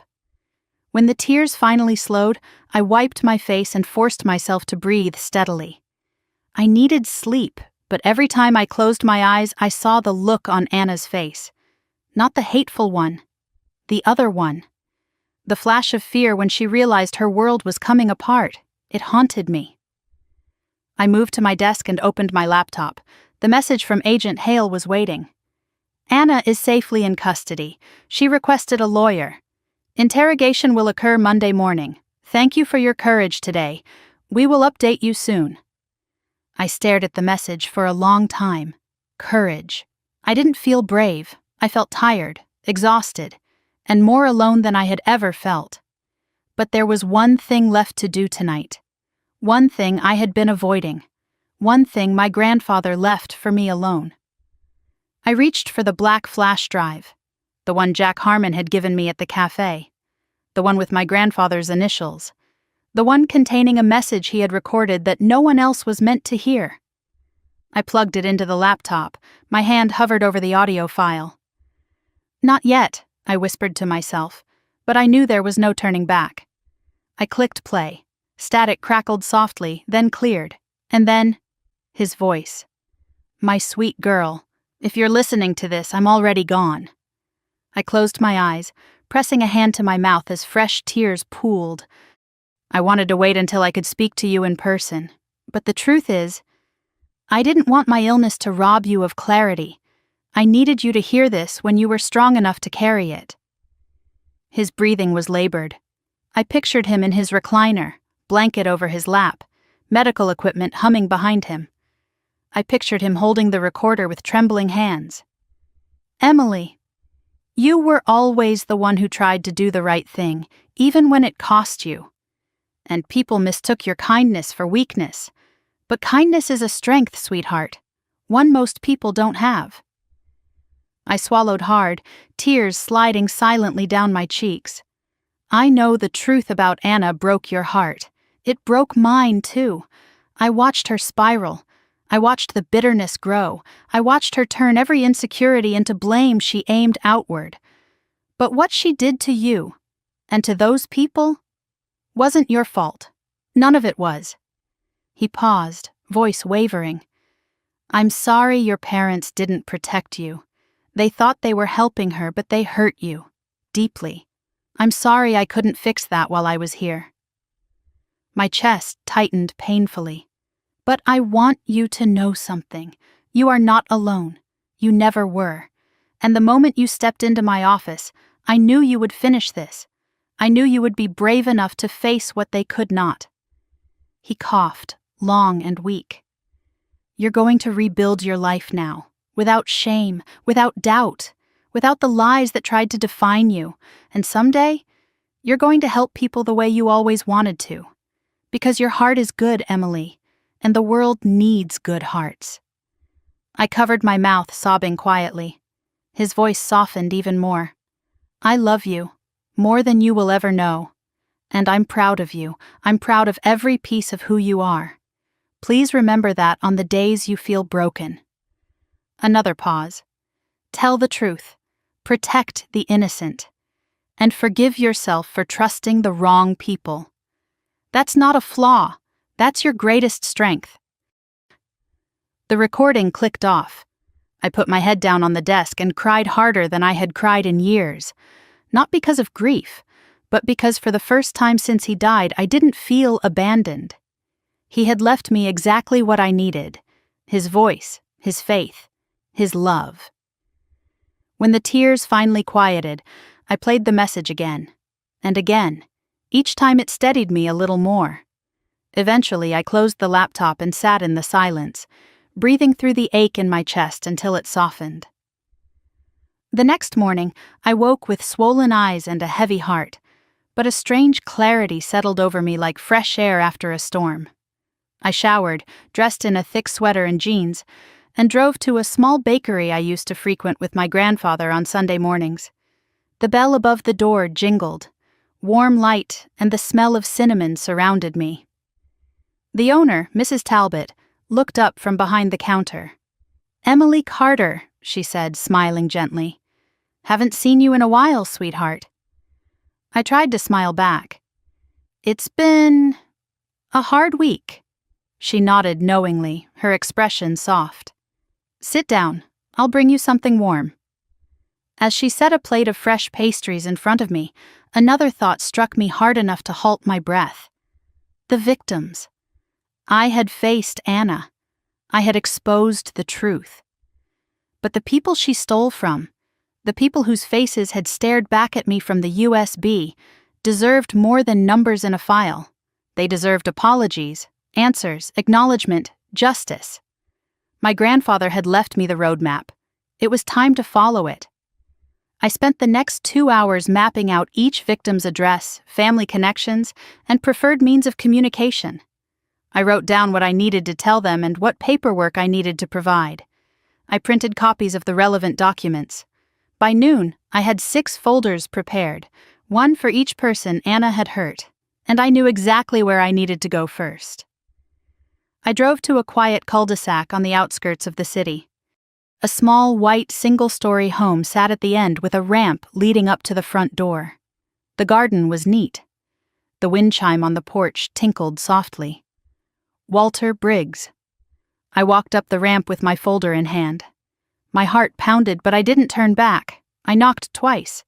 The door cracked open. His grandson, mid-40s, tired eyes, looked at me. "Can I help you?" I swallowed. I'm Emily Carter." His face changed instantly, shock mixed with something like grief and something else. Kindness. He stepped back. "Come in." Inside, Walter was sitting in a recliner with a blanket over his legs, watching a small TV. His eyes lifted when he heard my voice. "Mr. Briggs," I said quietly. "I'm so sorry." He blinked slowly. "You're her," he whispered. "You're the girl from the papers." "I'm the girl whose identity was stolen," I said, "and I'm here to make things right." He nodded, tears shining in his old, gentle eyes. "I knew it wasn't you," he said. Your grandfather told me once you were good. I believed him." My throat tightened, but I managed a soft smile. I sat with him for nearly 2 hours, explaining what had happened, showing every piece of evidence, answering every question. He cried, I cried. And as I left his house, his grandson shook my hand firmly. "Thank you," he said, "for facing what most people would run from." I visited 3 more victims that day. Each visit broke me and healed me at the same time. By the time the sun set, exhaustion had settled deep in my bones, but so had something else. Purpose. That night, I sat at my desk again.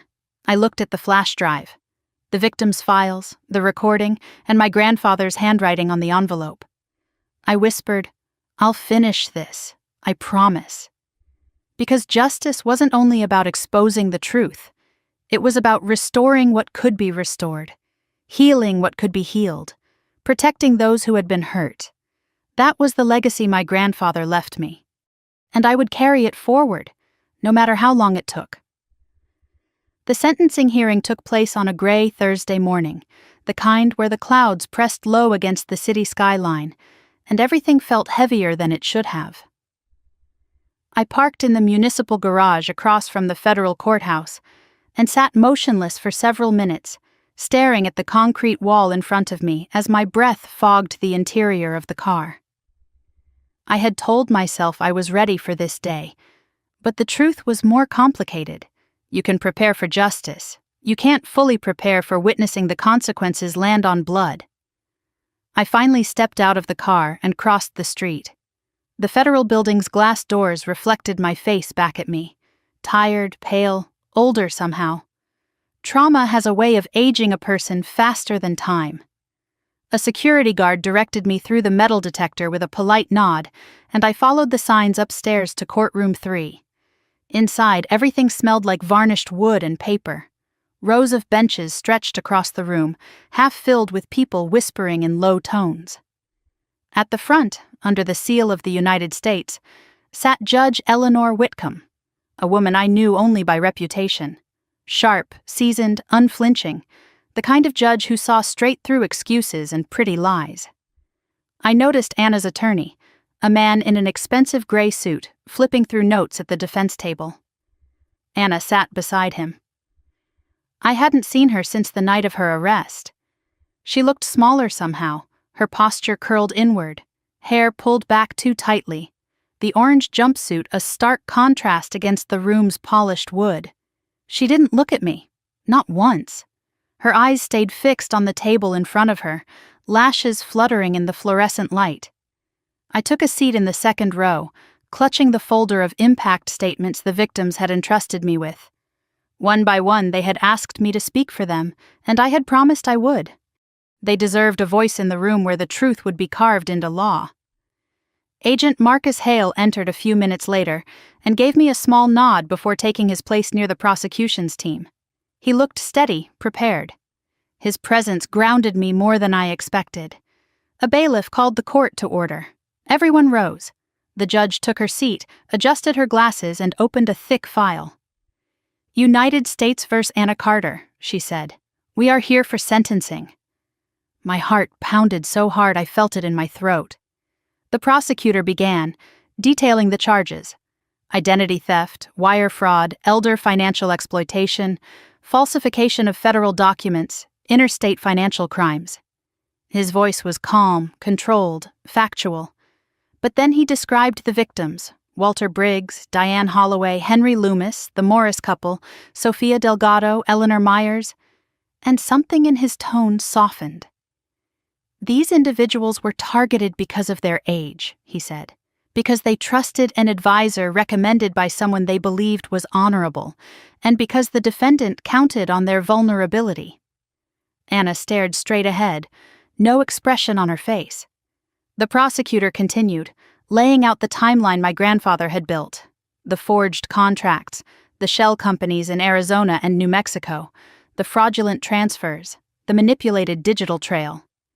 When he referenced the confession recording, a ripple moved through the courtroom. Finally, he stepped back and said, "The government recommends a sentence of 17 to 20 years. The judge nodded once, her pen tapping against the file. Thank you. Defense? Anna's attorney rose. His voice was smooth, practiced. Your Honor, my client acknowledges the gravity of her actions, but she also struggled with lifelong feelings of inadequacy within her family dynamic. The pressure to succeed, to live up to expectations, contributed significantly to the choices she made. She is not a hardened criminal. She exploited seniors, the judge interrupted. Yes, but under emotional duress, she stole $2 million, the judge said. The attorney hesitated. She is willing to undergo financial rehabilitation, to receive counseling, to make restitution. Restitution? The judge repeated. The assets recovered came from her seized accounts, not voluntary repayment. He lost momentum, sat down. The judge turned to the prosecution. Victim statements? I rose when Marcus nodded at me. My legs shook as I approached the podium. I opened the folder, but when I spoke, I realized I didn't need to read from it. Your Honor, I said, on behalf of the 6 victims, I want to speak about what was taken. Anna shifted in her seat. Walter Briggs lost the savings he hoped to pass on to his grandson. Diane Holloway lost her trust in institutions she believed would protect her.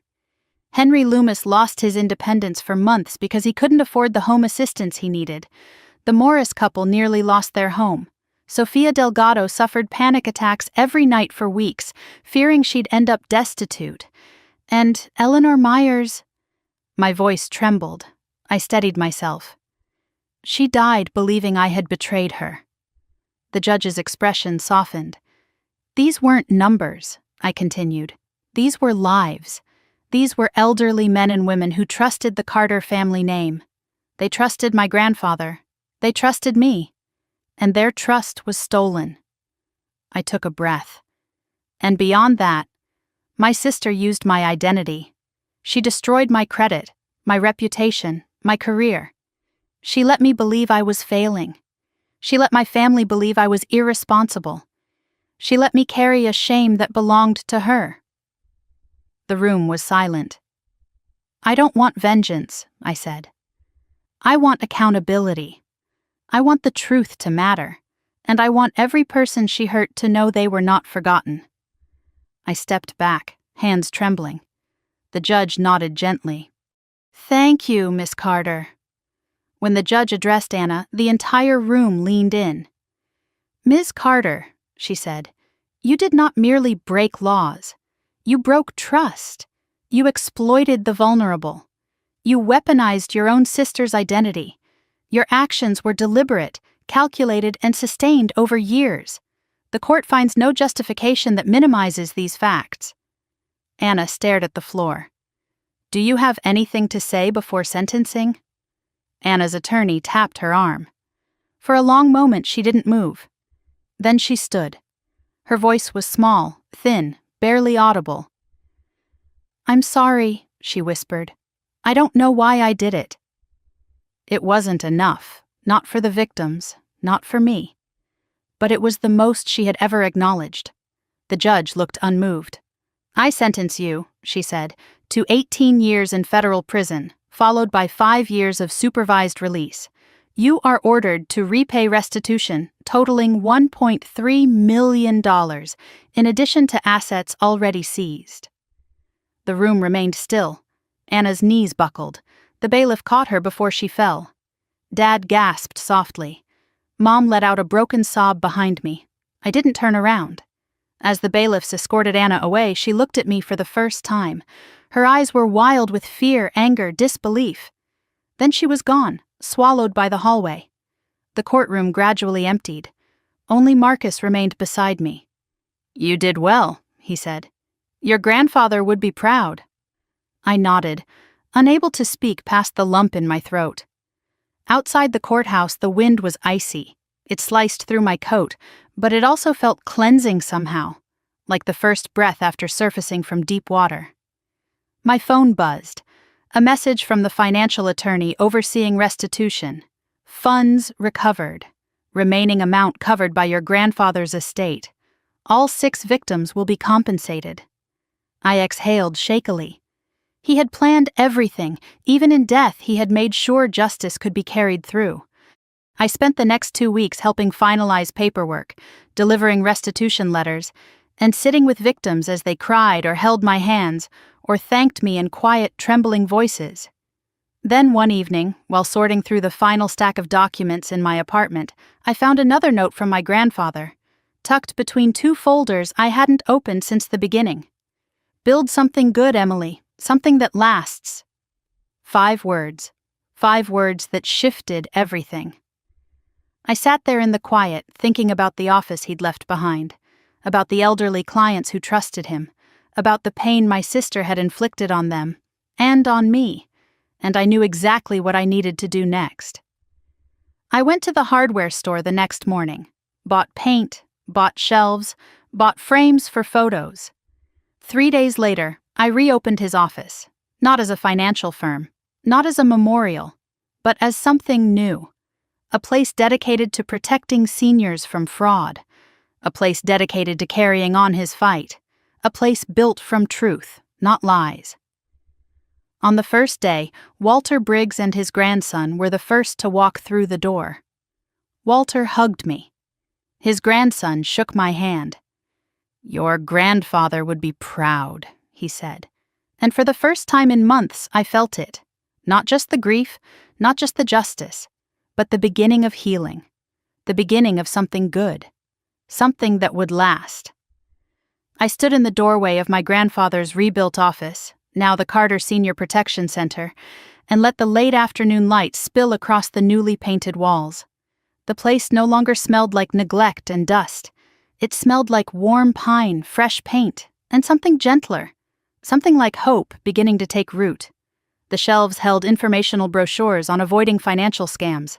The bulletin board displayed upcoming workshops. Framed photos of the 6 victims, smiling, alive, reclaiming their dignity, lined the back wall beside the dedication plaque to my grandfather. What I didn't expect was how quickly the center would become more than just a project. In those weeks after Anna's sentencing, it began to feel like a lifeline.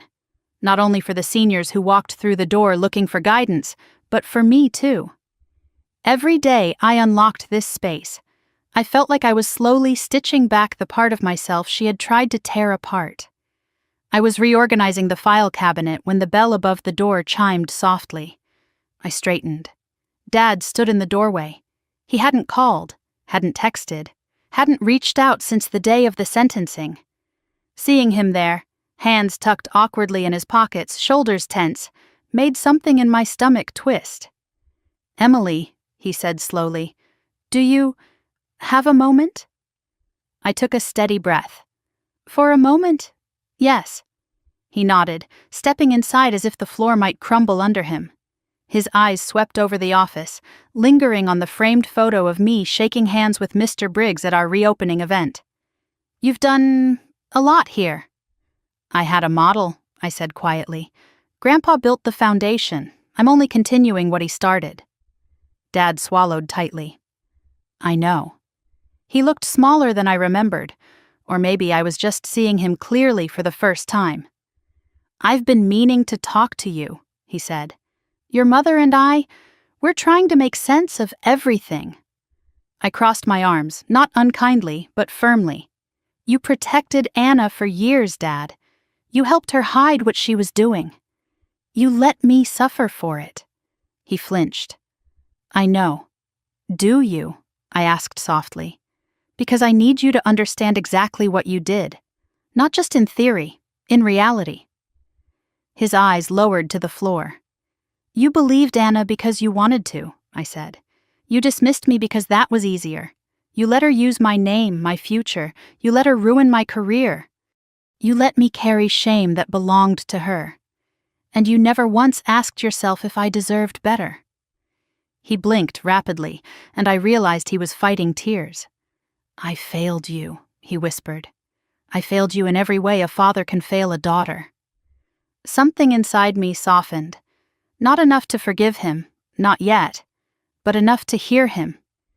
He continued, his voice shaking. I kept thinking Anna needed protection, that she was fragile, that one wrong move would destroy her. But the truth is, I didn't see the damage she was doing because I didn't want to see it. Your mother didn't want to see it. We convinced ourselves that keeping the family intact mattered more than confronting what was breaking it. I looked at him steadily. The family was already broken. You just didn't want to face the cracks. He nodded slowly. You're right. Silence settled between us. Not angry, not cold, just real. After a long moment, he walked over to the dedication plaque honoring my grandfather. His fingers brushed the engraved letters. He was a good man, Dad whispered. He saw everything, even when we refused to. I stood beside him, not close enough to call it comfort, but not distant either. He trusted you, Dad said, more than anyone. He told me once that you were the one who would carry the truth forward when he no longer could. My throat tightened. I miss him. So do I. He turned to me, his face open, wounded. I know I have no right to ask for forgiveness, and I won't insult you by pretending this can be fixed with an apology. But I want you to know, I see you now. I see who you are. And I'm proud of you, Emily. Proud in a way I should have been all along. A tear slipped down my cheek before I could stop it. Not a tear of anger this time. Something gentler, something like release. I'm not ready to forgive you, I said quietly. But I hear you. He nodded, heartbreak and gratitude mixing on his face. That's more than I deserve. He left a moment later, the chime above the door ringing softly as he stepped into the fading light. I leaned against the desk, breath unsteady. The conversation had cut deeper than I expected, not because it reopened wounds, but because it offered something I didn't think I'd ever receive. A beginning. Not forgiveness, not reconciliation, but the first, fragile step toward honesty. Later that afternoon, I finished preparing paperwork for a community workshop scheduled for the weekend. As I was stacking the handouts, my phone buzzed. Unknown number. I hesitated before answering. Hello! A familiar voice crackled through the line. Strained, fragile, but unmistakable. Mom. Emily, she whispered. Can we talk? I closed my eyes. Mom, I'm at work. I know, she rushed. I know, sweetheart. I just need to say something. Her voice trembled in a way I had never heard. I was wrong, she said. I was wrong about everything. My breath hitched. For years, I convinced myself that Anna needed us more, that she was delicate, that she'd fall apart if the truth ever touched her. And you were strong. You always were. I told myself you didn't need the same protection. That wasn't protection, I said softly. That was abandonment. A broken sound slipped from her. You're right, she whispered. I abandoned you. I abandoned the daughter who did everything right, the daughter who trusted us. I let you walk through life believing you were the problem when you never were. I swallowed hard. Her voice cracked further. I let her blame you. I let her weaponize your name. And I was so blindsided by fear of losing her, fear of seeing her flaws, that I became blind to the damage she inflicted. I held the phone tighter. I don't expect forgiveness, she said. I need you to know that I see you now, Emily, truly see you, and I'm ashamed. Tears pricked my eyes, not from pain, but from the weight of truths finally spoken aloud. I'll think about talking, I said quietly, but not today. She exhaled a trembling breath. I understand. I hung up gently. The silence afterward felt soothing, not empty, not aching, just quiet. Healing takes time, and the truth doesn't erase wounds. It just stops them from festering. I locked the office and went home. When I walked into my living room, the sunset poured through the windows in ribbons of orange and gold. I sat on the couch and pulled out the last journal my grandfather ever wrote. I hadn't had the courage to read it before, but tonight felt right. The first page was blank. The second held 4 lines in his elegant handwriting. Truth breaks before it mends, but mending always follows. Pain carves space for purpose, and purpose is why we endure. I traced the edges of the words with my thumb. Maybe he'd known exactly how this path would unfold. Maybe he'd known I would need these words long after he was gone. Later that night, I drove to the hill overlooking the city, the same place where he used to take me as a child when the world felt too big. The wind was cool, brushing against my cheeks like a memory. I closed my eyes and imagined him standing beside me, hands in his pockets, quiet and steady as always. "I'm rebuilding," I whispered. "The right way. Your way." The wind rustled the grass almost like an answer. I stayed until the stars came out, until the city lights flickered below like a heartbeat. When I finally drove home, I didn't feel alone anymore. I felt guided, anchored, and ready for whatever came next. Not because justice was finished, but because healing had begun. The morning sun slanted through the blinds in soft, warm stripes when I arrived at the Carter Senior Protection Center to open for the day. For the first time in years, the weight in my chest felt lighter, still present, but no longer crushing. Healing never announces itself all at once. It arrives in small waves, in quiet shifts, in the simple act of unlocking a door to a place that once held nothing but grief and now held purpose. I stepped inside and inhaled the subtle scent of cedar and lemon polish. The office looked exactly the way I wanted it to look. Welcoming, safe, bright. I set my bag on the desk, powered on the printer, and opened the blinds. Outside, early walkers passed with their dogs. A runner jogged by with earbuds in. Life moved forward, unaware of the storms that had torn through mine. My grandfather's portrait hung above the main bookshelf, his eyes wise and warm. For a moment, I rested my hand on the frame. "Still guiding me," I whispered. "Every step." A soft knock at the door startled me. When I opened it, I found Walter Briggs standing on the porch with his grandson. Walter wore a navy sweater, his white hair neatly combed, his eyes twinkling the way they always did when he had something thoughtful to say. "Good morning," I greeted, smiling warmly. Walter chuckled.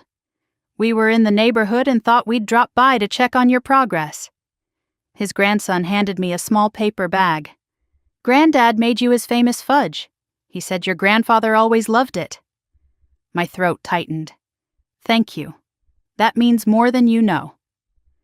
Walter shuffled inside slowly but steadily. "Your grandpa helped me so many times. This center, it's exactly the kind of place he dreamed of creating." I walked with him to one of the chairs near the front table. He sat carefully, looking around with soft admiration. "You've done good work here, Emily," he said. "You gave us our lives back. Not many people can say that." I sat across from him, hands folded. "I only finished what my grandfather started." Walter shook his head gently. "No, you did more. You brought the truth into the light. You rebuilt what was broken. And you didn't let bitterness consume you." I wasn't sure that was entirely true. Bitterness had brushed close enough to tempt me, but I had chosen differently, over and over. His grandson glanced at his watch. "We should get going, Granddad. You've got your physical therapy at 10. Walter stood, gripping my hand with surprising strength. "Thank you, dear, for everything." My eyes shimmered. "Take care of yourself." When they left, I placed the bag of fudge beside the framed photo of my grandfather. The symbolism wasn't lost on me. A reminder that goodness lasts much longer than cruelty, that kindness travels through generations in ways harm never can. By late morning, the center was bustling. 3 seniors came in asking to enroll in our new Stay Safe from Scams workshop. Another stopped by asking if I could help her check a suspicious email she received. I walked her through each step, the same way my grandfather had walked me through budgeting charts when I was 12. Gentle, patient, prepared. Around noon, the bell chimed again. This time it was my mother. She stood at the entrance with her purse clutched in both hands, her posture stiff, her face pale. For a moment, We simply stared at each other. "May I come in?" she asked softly. I nodded and gestured toward one of the chairs. She sat slowly, smoothing her skirt, her eyes scanning the room with a mix of awe and regret. "This place? It's beautiful," she whispered. "Thank you," I said. She took a trembling breath. "I'm not here to justify, or defend, or explain. I know any explanation I give would sound like an excuse." Her eyes glistened. "I'm here to tell you I'm trying." I looked at her, truly looked. The sharpness she often wore like armor was gone. In its place was something fragile, human, honest. "Trying to what?" I asked gently. "To learn what love actually means," she murmured. "Not the way we practiced it. Not the way we protected one child at the cost of another. I'm learning what truth costs, and what it saves." Emotion tightened my throat. I hadn't expected this. I hadn't expected anything from her. She reached into her purse and pulled out a small object wrapped in white tissue. When she placed it in my hands, my breath caught.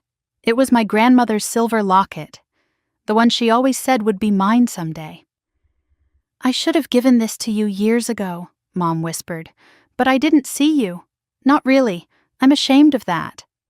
I held the locket carefully, its cool metal warming against my skin. "I don't expect forgiveness now," she said. "I only hope, someday, you'll let me earn it." My voice shook. "I can't promise anything yet." "I don't expect you to," she said. "Just don't close the door forever." She stood then, wiping her eyes. Before leaving, she touched my arm. "I'm proud of you," she whispered. "More than you know." When the door closed behind her, I sat for a long moment, the locket resting in my palm. The office felt heavier and lighter at the same time, full of sorrow, full of hope. Later that afternoon, I received a message from Agent Hale confirming that the restitution process was complete and that the victims had officially received their funds. My eyes stung with relief. My grandfather's planning, Anna's seized assets, and the small portion he had left me tied everything together. Justice wasn't just a verdict, it was restoration. By evening, the sun dipped low, spilling orange light across the office. I closed up early and drove to my grandfather's gravesite, a serene spot under a cluster of old cedar trees. The wind rustled softly through the branches.